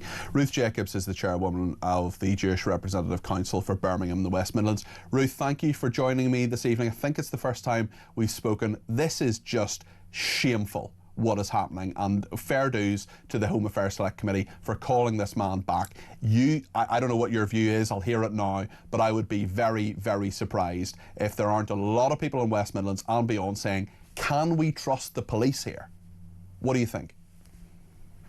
Well, you've asked me to speak on this programme as a spokesperson for the community. So what I can tell you about that is that there are a number of diverse views within the community. The Birmingham Jewish community is about 1,500 Jewish people, and you would not imagine that everybody has the same view on this. So there are people who feel very strongly in the same way as you have described it, and there will be others who do not. I can only tell you of my own experience in terms of dealing with the police, with West Midlands Police, once we were encouraged to have some form of consultation with them, which was very regrettable that we weren't engaged at the very beginning in September when the discussions first started. We were only brought in on October the 17th, the day after the SAG decision was announced. So I'm not here speaking in a personal capacity.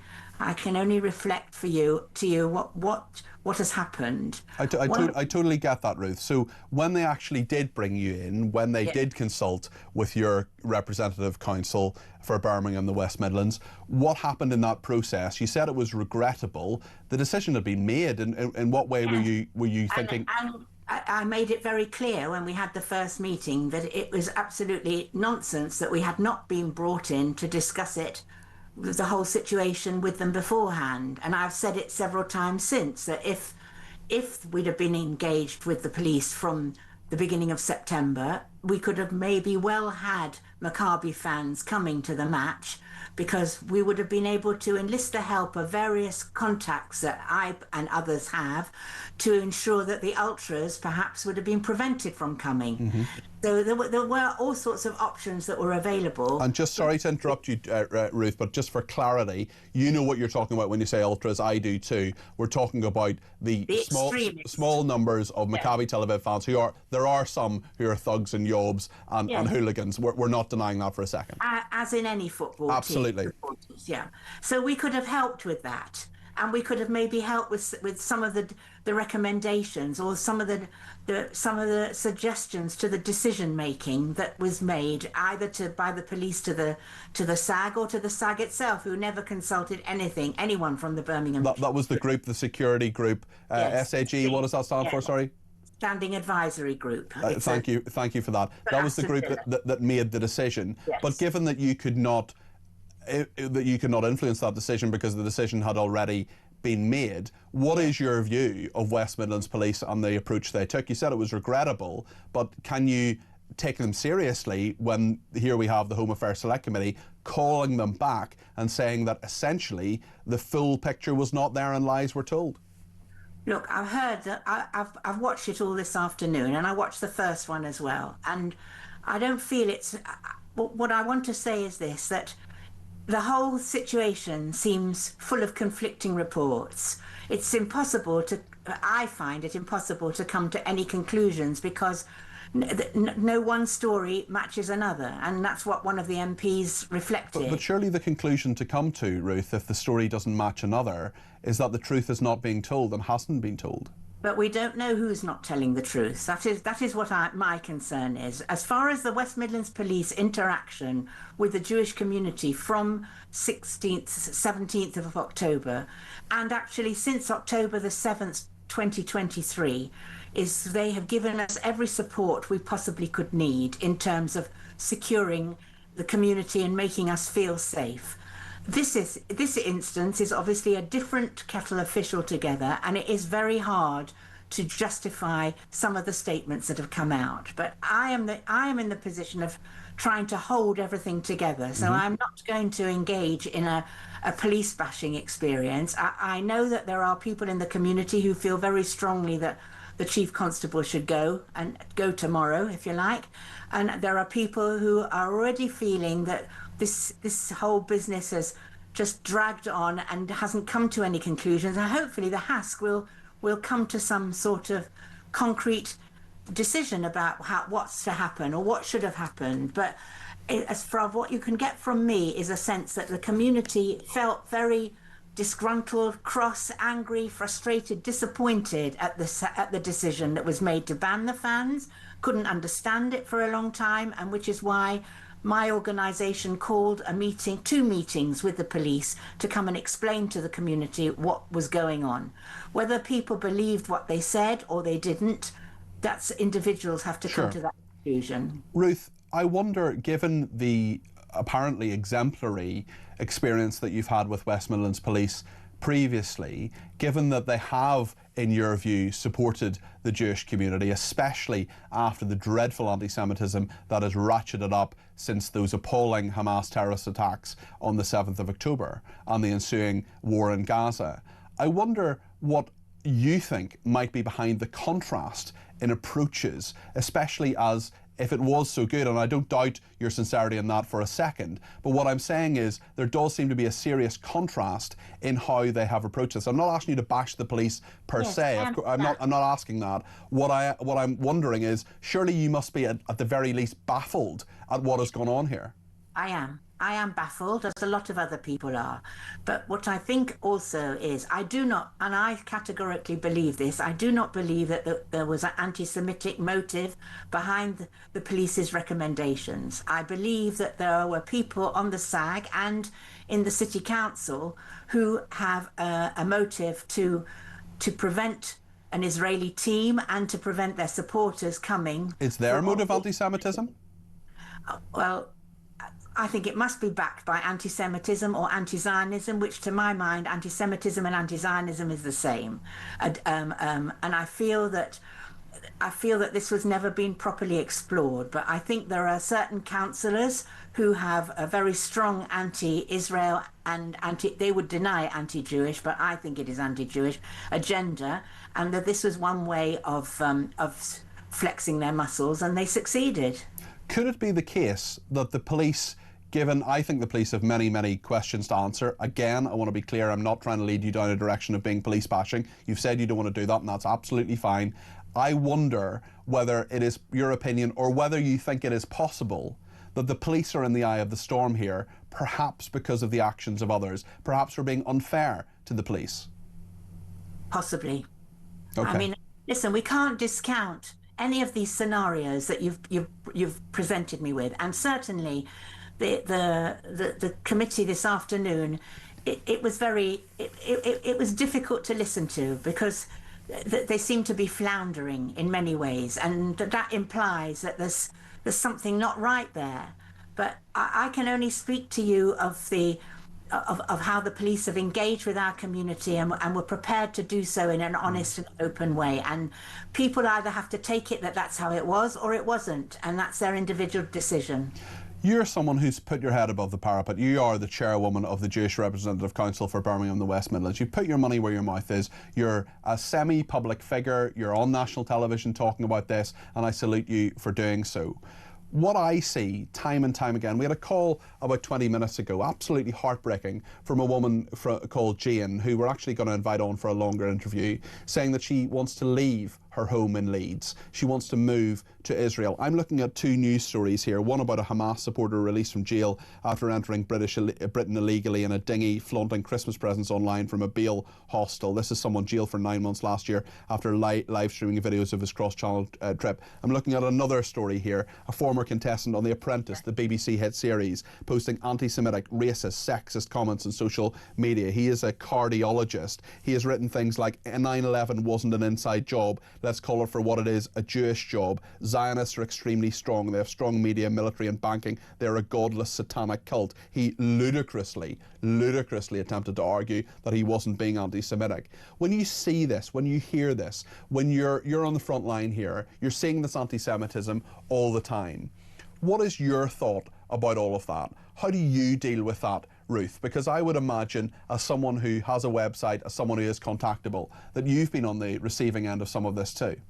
I'm speaking personally now, not in any official capacity. I'm horrified by it. I think that the question of the prosecution of people who promote this sort of anti-Semitism, hate, genocide talk, I can't understand why more people aren't prosecuted. And certainly the doctor, it defies belief that people who have got some education could possibly say such things as though it was a Jewish plot for 9/11. It just, I can't believe it. I have every sympathy with the lady who you say is thinking about leaving Britain.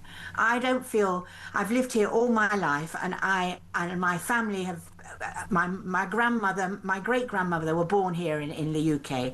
I don't feel comfortable here as a Jewish person, but what I can tell you is that I'm also not surprised, grateful for the grassroots support from many people, not just not Jewish people, Christians, Muslims, some Muslims, moderate Muslims, but people of all faiths and none who have put forward, been in touch with our community, and I guess it's communities all around the UK, to say how sorry they are that this is all these horrible things are happening, and how they stand with us. Now, my feeling to that is it's time for the grassroots to stand up and speak loudly, and that the people who have a very loud voice here but are not in a majority get away with saying these things, and yet the grassroots of this country are not able for some reason to express it more publicly. What should they do? What would you encourage them to do? Because there are a lot of people who are great. They put stuff on social media. They call it out in conversations. What strategies would you say, if you're listening right now, if you've got a Twitter account, if you're going to the break room in your office and people are saying casually anti-Semitic things, what would you say to the people who do want to stand up, who may not feel actually that they have a voice at all? What would your message to them be, Ruth? I can understand that it's frightening to stand up as in the minority when people are very loud, but sometimes we all have to be activists, not bystanders.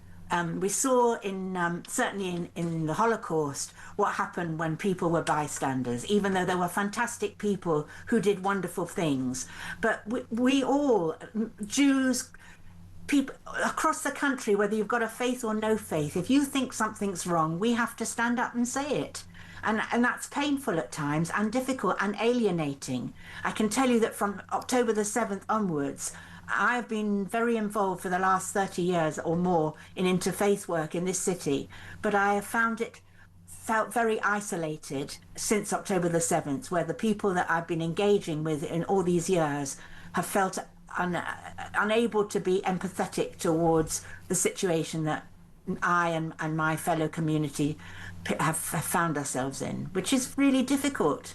I mean, I understand about what people feel about, for example, the Palestinians and what's happening in Gaza, and there's many Jewish people who feel that things aren't right there or are concerned for them too. After all, we're all human beings. We all have life, and it's very easy to extinguish it. But we also have to be much more empathetic and supportive of each other in difficult times. And that these situations, certainly Israel-Palestine, is 2,500 miles away. And at the same time, there are terrible things happening to Muslims and Christians and other faith communities in other countries, and it never gets mentioned. You're absolutely correct, Ruth. And how much does the media talk about Nigeria, about the Christians there, about the Muslims there, about Sudan?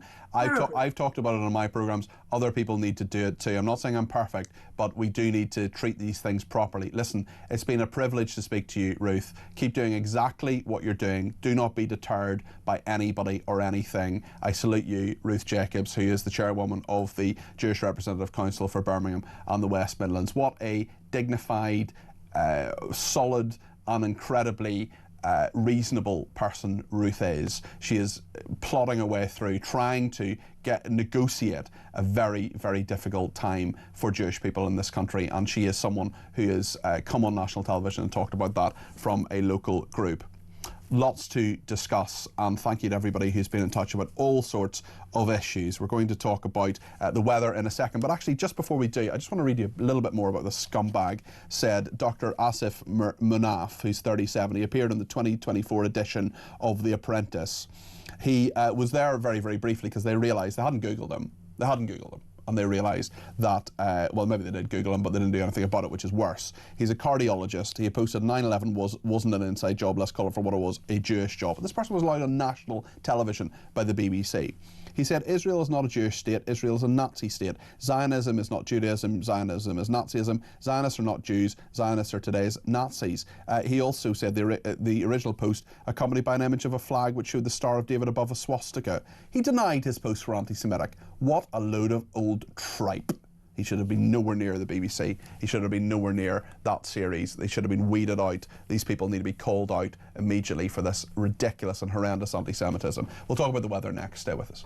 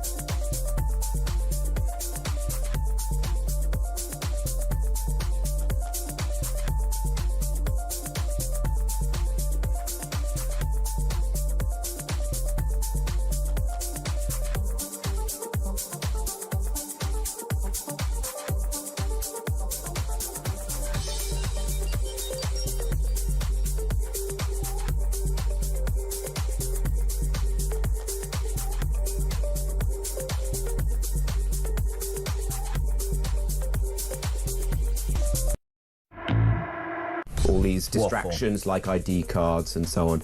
Look, they might make a tiny bit of difference around the edges, but that's not going to fix this thing. The people who are trying to come to the UK are very determined. It's now a multi-billion-pound criminal enterprise. The pull factors in the UK are always going to be huge. That's a compliment to our country. Yeah, millions of people around the world want to come to the UK. The only way you'll fix this once and for all is that everyone is detained and deported, and the sooner that Starmer comes to that conclusion, I don't think he ever will, frankly, but the sooner that he does, the better. Is this just the beginning of something from Donald Trump, or do you think this is a one-off? Well, and I think that's the other big concern, Jeremy. I mean, are we going to see Donald Trump using the U.S. military to march through the Western Hemisphere? You know, God forbid I say it, the way Adolf Hitler marched through Europe.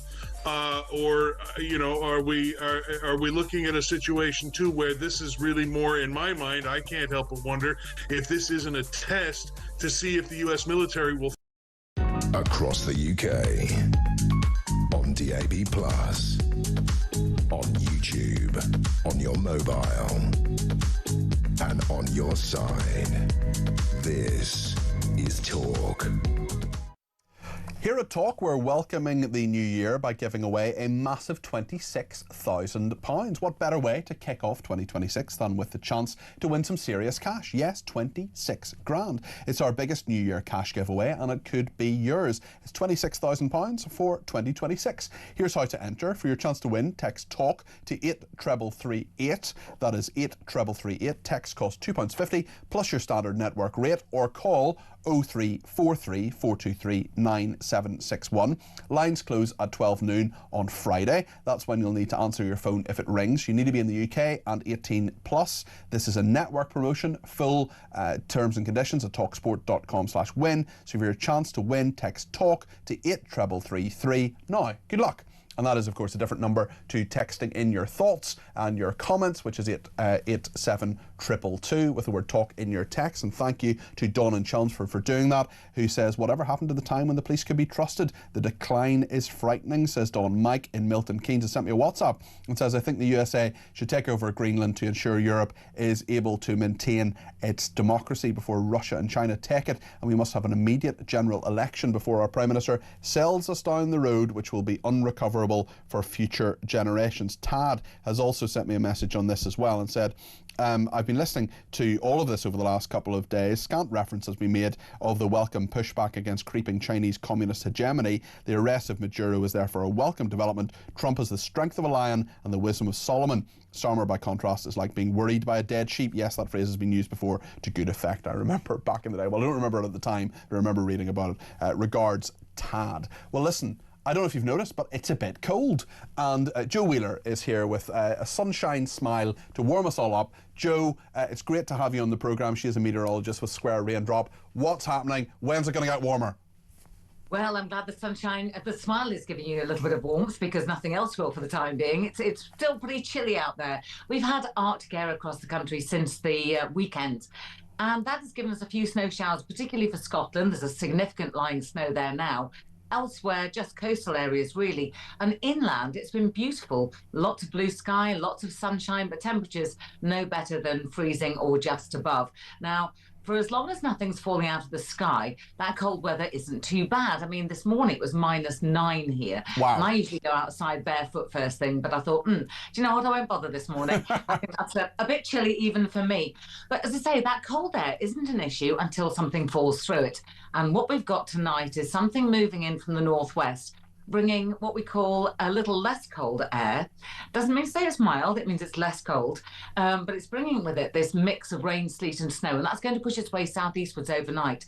Now, usually when this happens and we get milder air displacing colder air, that's it, we stay milder. Not this time, no, the cold air comes back. So as this system moves through, everything that was lying on the ground is going to freeze overnight. So, in fact, this is the biggest wintry hazard much of the country has had since this cold snap began. For Scotland, obviously, they've had heavy snow, drifting, blizzards, that kind of thing. That's an immediate issue. But for us tonight, it's that freezing that's going to be a problem. Now, wait, because we haven't finished yet. Things stay fairly quiet for Wednesday and Thursday. Those are cold. But then we get this storm Gorletti. It's been named by Météo France, and it's a storm that will impact them with heavy rain and strong winds, but it's going to impact us too. And right at the second, we're not entirely sure exactly where it's going. It looks as though the track will be through Wales, the Midlands, and out across eastern coasts. But if it moves a little further north or a little further south, the impacts could be much more dramatic, such as extensive snow for southern counties, strong winds. Otherwise, that heavy snow is going to move up into Wales and the Midlands. But that is very definitely one to watch. And even then, because that also contains a lot of mild air, it doesn't bring the mild air back. The cold air comes back again. It's like a boomerang. Yeah, absolutely, and very, very cold indeed. Joe, thanks for that update. Really appreciate it, as always. That's Joe Wheeler there, who is a meteorologist at Square Raindrop, bringing us right up to date, and we will certainly see what happens over the next few days, and thanks to Joe for that. Thank you to Stephen. He says, like you, I'm utterly appalled and disgusted that our country is so hostile to our Jewish citizens. We should be ashamed of ourselves, says Stephen. Julie says, it's not often I feel the need to message, but after hearing your conversation with Jane, now my heart is breaking for her and her family. I'm hoping she realises there are many of us that support our Jewish communities and just wish our police officers would give them the protection they fully deserve. Sending nothing but good luck and best wishes to all Jewish communities all over Great Britain, but say a special prayer for Jane and her loved ones tonight. Lots of people in touch on that call from Jane earlier. We're going to put it out on our social media channels as well. I don't know if that's there right now, but it will be very, very soon. And lots of people getting in touch. Let me read a couple more messages here actually about that, because Les says it's heartbreaking listening to Jane from Leeds, a Jewish lady born in the UK and no longer feels safe, so taking her family to Israel. Politicians should be thoroughly ashamed, as should we all. Disastrous multiculturalism and appeasement of extremism is destroying the country and driving out good people like Jane. If I was Jewish, I too would be off to Israel. Elle says, most of us Jews feel exactly the same as Jane. Everyone's circumstances vary, but believe me, it's never far from our thoughts to up sticks and move to Israel, despite our patriotism to the UK. Lots of people getting in touch as well about this issue about eye tests for over 70s. Kevin from Yorkshire is talking nonsense, says A1 driver. Of course they should target older people with regards to eyesight tests for driving, as well as other competence tests. 70-year-olds are most likely to have passed tests 40 plus years ago and need to prove they're still okay. My granny drove until I think she was 91, and she never did a driving test. There weren't driving tests in those days. She never did a driving test, but she was driving, farm machinery and tractors and so on for for a long time. Zelensky and Macron and Starmer are meeting in Paris. This is the coalition of the willing. They're talking about Ukraine. They're signing memoranda of understanding there. Starmer did political cabinet earlier on and full cabinet. Political cabinet is sort of the non-civil servicey one. He did that, and then he went to Paris, signing different agreements there. We can see on the screen right now Macron and Zelensky there, and Starmer as well. This is in Paris at the Elysee Palace. Those are live pictures of that happening. They're all shaking hands there, and isn't it all smiles? I would love to hear what they're talking about regarding Greenland. Michael in High Wycombe has some thoughts about Greenland and has given me a ring on 0344 499 1000. Michael, you're very welcome to the programme. What would you like to say? Thank you, Peter, as ever, and lovely to listen to your show. Thank you. The whole thing with the approach towards Greenland. I mean, does Keir Starmer not understand that once he's done what he's done on the Chagos Islands, where he has not given self-determination to the Chagossians, that he has nowhere to go, whether it's Ukraine, whether it's Greenland, or any other territorial invasion? He has... And it's not just that, Michael. It's also that, they have often condemned Russia and saying, well, they've broken international law. It's really clear. They've broken international law by going into Ukraine. I agree with him. I think they've done that. But he won't say the same to Trump. There's no consistency here. No. But there's no consistency in anything he does. What has he said to the Argentinians about the Falkland Islands? But there have also been more machinations recently. What has he said about our own equity in this country with regards to self-determination and handing back powers to the EU that we've said we don't want to give them anymore? The guy is a complete and utter moron. He does not understand the words he says. He's not a moron, though, is he? He's not stupid, Michael. It's just that...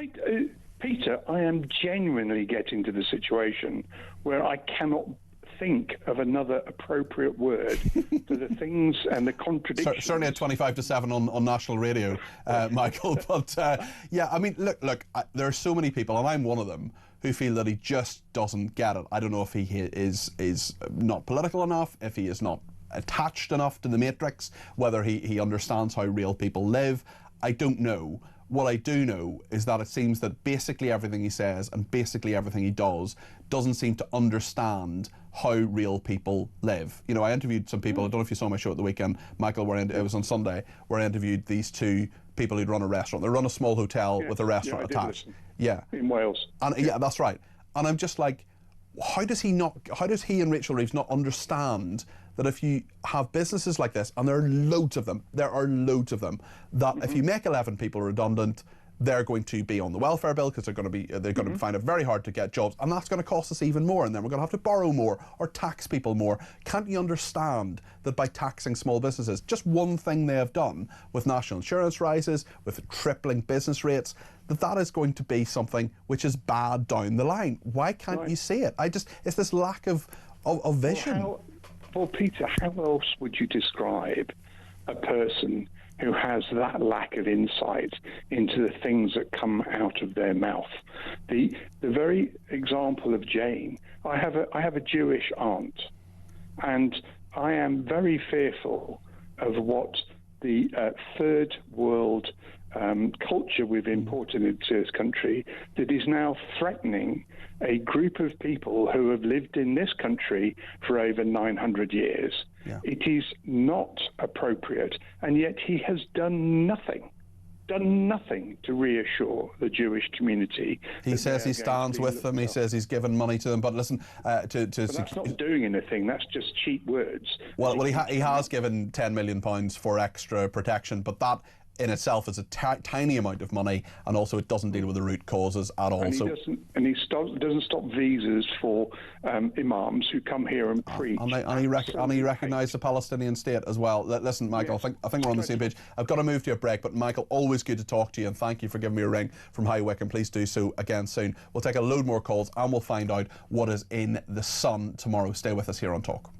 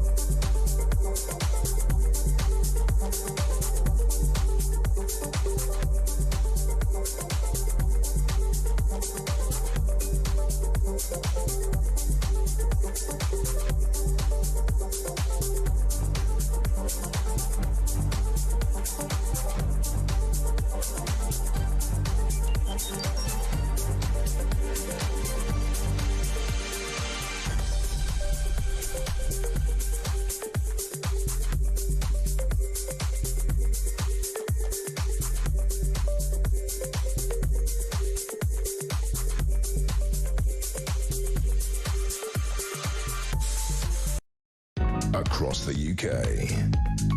On DAB+. On YouTube. On your mobile. And on your side. This is Talk. Let's find out what's in the Sun tomorrow. John Lucas is with us, the night news editor. John, great to see you. Horrendous news about the killer of Jimmy Mizzen, who was a completely innocent, very community-minded young man. His parents have set up a brilliant, brilliant charity after his horrible murder, and now the rapper who killed him may taste a level of freedom. That's right, yeah, they're amazing, his family, by the way. I'll go into that bit. But yeah, I'm sure lots of people remember this was back in 2008. Jimmy's a gentle giant. Everyone will remember his picture and this horrible story. It happened in a shop. Jake Farry had killed him essentially in a glassing, and he'd served 14 years of this life sentence, but he came out last year. We did a very painstaking investigation into this rapper who was posting videos anonymously. He was all masked up, and he was going by the name 10. But we found out that actually this was the killer, Jake Farry. And off the back of that investigation, he got recalled to prison, and he's now had a parole hearing. That was great campaigning journalism from The Sun there, and his lyrics, his drill rap, absolutely horrendous. The BBC, of course, played some of it. Yeah, well, yeah, he was lauded by the BBC. I mean, just example of some of these lyrics. He's talking about, he later denied that he was rapping about his lifestyle and the murder of Jimmy. But one of these lyrics is, I wanted more, it made it less wrong, seeing blood spilt on the floor he was left on. And he also, there were other lyrics alluding to lying at the Old Bailey and saying, you know, I put my hand on the book, but, you know, didn't tell the truth. Anyway, he's had his parole hearing, and The Sun, our investigation was key reason why he's been kept inside. When he was recalled, he told his probation officer, no, that's not me, I'm not that rapper.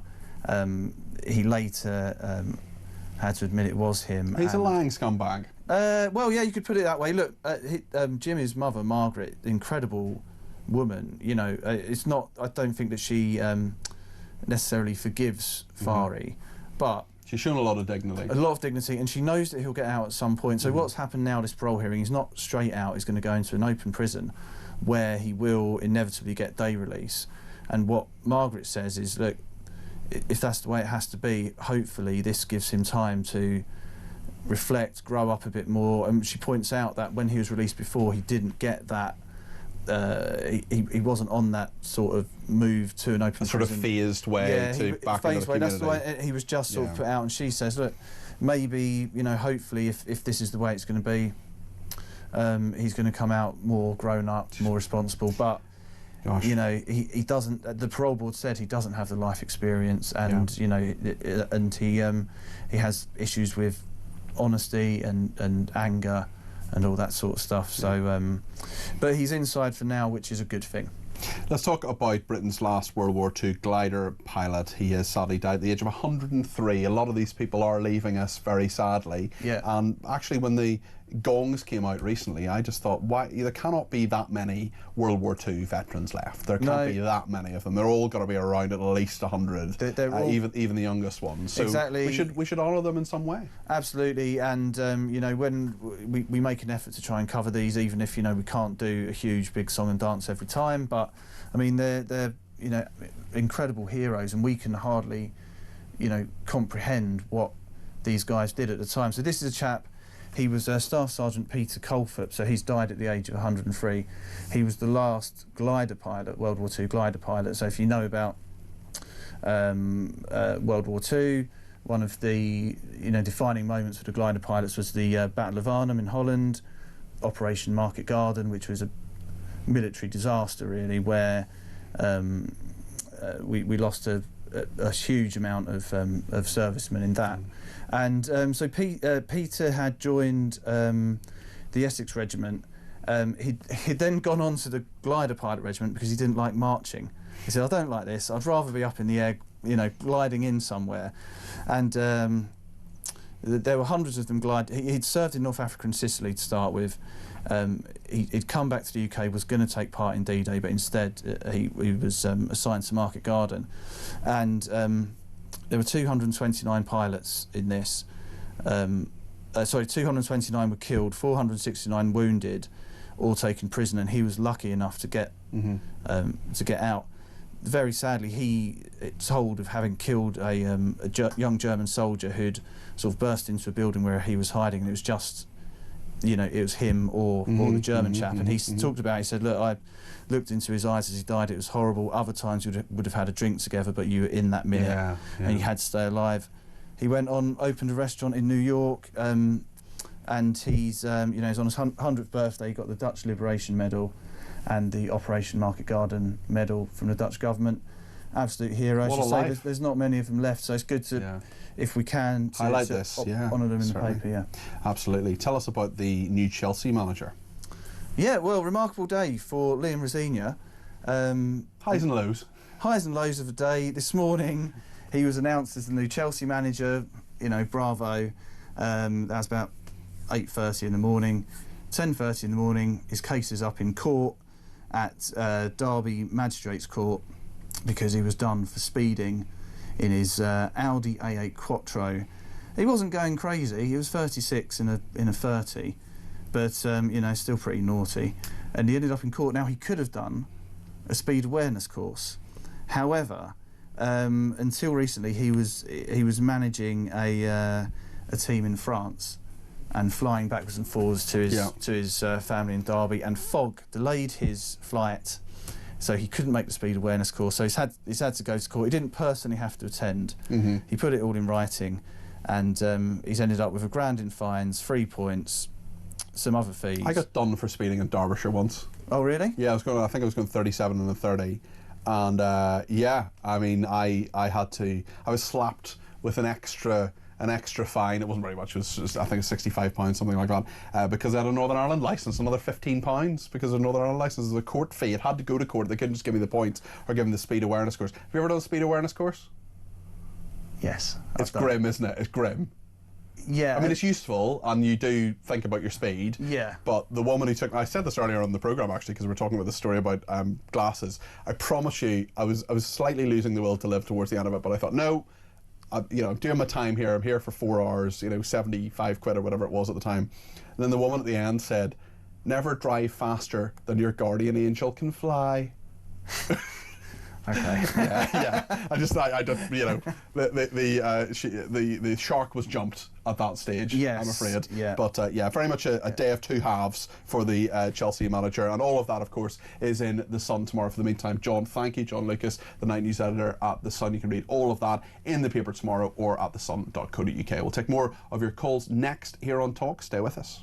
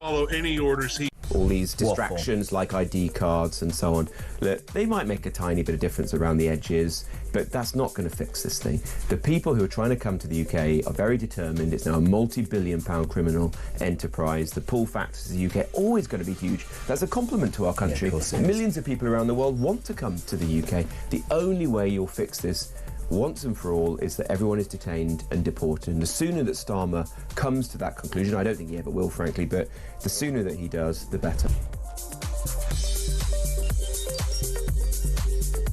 Is this just the beginning of something from Donald Trump, or do you think this is a one-off?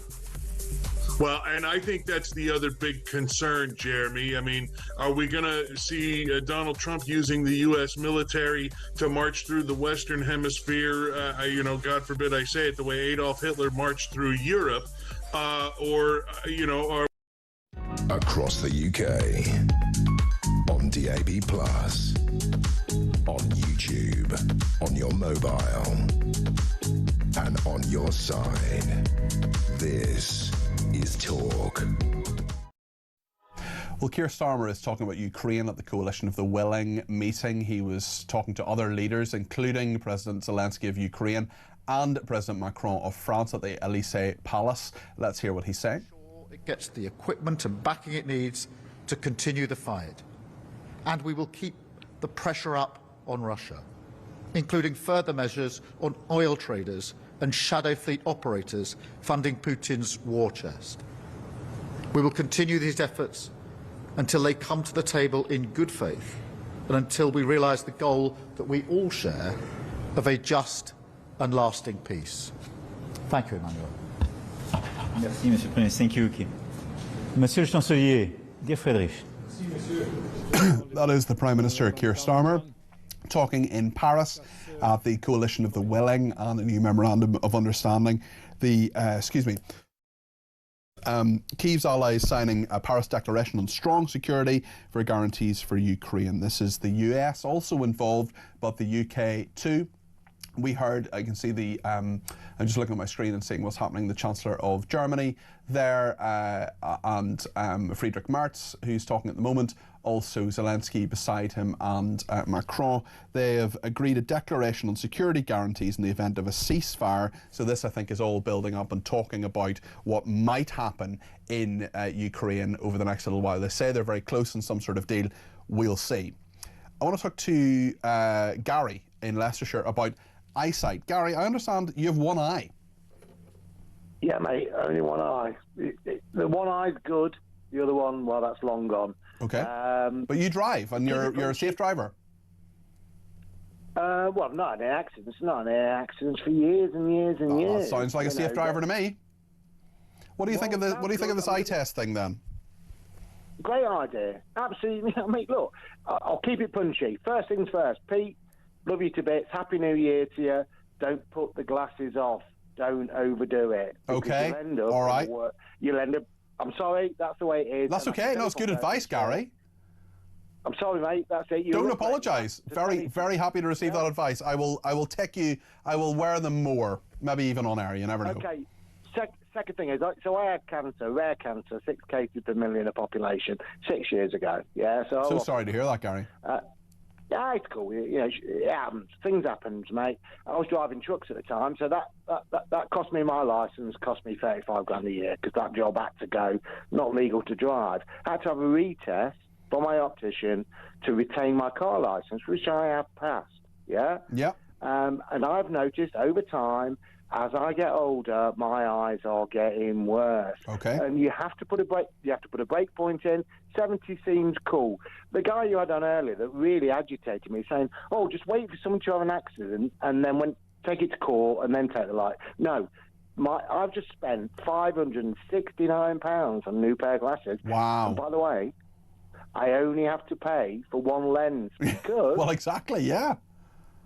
I've only got one eye, and your eyes go, and they can go very, very quickly. So 70, you have to put artificial markers in, lines, dates, ages, fine.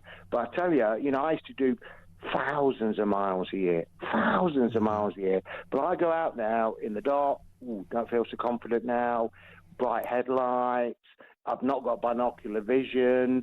You just, sometimes a line has to be drawn. And if you get to 70 and having a test, which, by the way, you don't have to pay for. Yeah, well, that's right. That's another very, very good point. Listen, thank you, Gary, and I will take your advice and certainly follow it. Thank you. Lisa in Chelmsford says, "Hi, Peter. Great show as usual." Thank you, Lisa. The government has absolutely failed the Jewish community. They've done nothing to protect them. If the Jewish community isn't safe, none of us are. I'm Jewish, lived in the UK all my life, and in 47 years, I've never felt scared to wear a Star of David until now. What has this country come to? Margaret talking about the interview with Ruth. Please have this lovely lady on again, says Margaret in Birmingham. I will.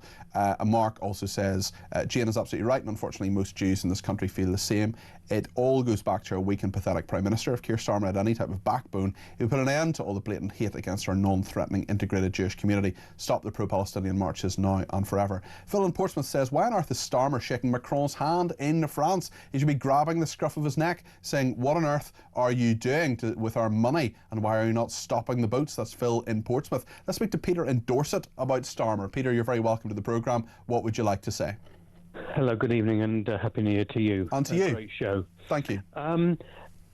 It is all claptrap. It is all hearsay. It is all rubbish. The guy hasn't even started with sorting out increases in our own defence. That's the first thing. Mm-hmm. The second thing, as regards the optical bit, it's a load of government mamby-pamby baby feeding. Look, anybody who's anybody in this world goes and gets their eye tested, especially many people over the age of 45, at least every year or every 2 years anyway. And at the end of the day, if they're driving somebody and they happen to be 70 and the other person can't even drive, then they're responsible for driving somebody else as well. And just by the laws of your own common sense, you wouldn't be driving. And if you know in yourself your reactions are short and things aren't happening, you've got to be a complete. You've got to be very, very stupid to keep driving. Okay, it's a danger to other people, it's a danger to your passenger, and it's a danger to yourself. But at the end of the day, if you are, like probably the majority of people, getting their eyes tested when there's free eye testing to do anyway, yes, you pay for the glasses, but you've got free eye tests anyway, then it's just state management again. Now, as regards the Jewish side of life, basically, the behaviour of Starmer is completely and utterly anti-Semitic. The situation is... You think his behaviour is anti-Semitic? Is that not too strong a phrase? Do you think that's justified? He says he wants to smash the gangs and smash the gangs. We've had all the rubbish over the years, and we've been saying it on your show for God knows how long. And the situation is that he could be smashing the gangs, but he could also be smashing the gangs from internally. It's a very good point. If the police were strong, they'd have these people wiped off the streets. We wouldn't be having this. And Peter, you make some really good points there. I don't know how he can go home and talk to his wife and children, his wife who is Jewish. I mean, it's a quite extraordinary situation. Peter, I'm just going to try and fit another caller in before the news, and I just want to read this message from Nick in Warren Point, which is an absolutely beautiful part of the world. I have to trust Trump on Greenland. The Chinese influence in Nicaragua is a huge threat to US citizens. Greenland is already taking money from China for infrastructure, and in exchange, China has several hundred miners in Greenland. Vanity is rubbish. President Trump is trying to protect his people. Ben, you have the final word this evening. We just have about a minute left before the news. Ben's in London. What do you think, Ben? Hi, Peter. Thanks for call. Thanks for letting me call. Sure. Moral attack or actually against international law against Venezuela. Now, if you go back to 1999, NATO had no United Nations Security Council resolution to go into Kosovo and the incursion into Kosovo, so that was against international law. And then in 2003, the United Nations Security Council, the Western forces didn't get the second resolution in the United Nations Security Council. I remember. Went to Iraq. Yeah. So what is the sort of bit? Is it a bit hypocritical where Labour's saying, some Labour saying of, oh, this is against international law, and some saying international law, when we've already done it. We've already broken international law by doing that, you know? Well, it's also, you're absolutely right, and the law is essentially by consent when it comes to international law, isn't it? Yes, exactly. And I think Trump is only protecting the geopolitics in that area of the world and the security of his country. OK, well, listen, thanks for your points, Ben. You've had the final word this evening. There's a lot more to come from Kevin O'Sullivan, who will be here on the other side of the news. Kevin's on between 7 and 10 every night this week. I think Friday actually is 7 till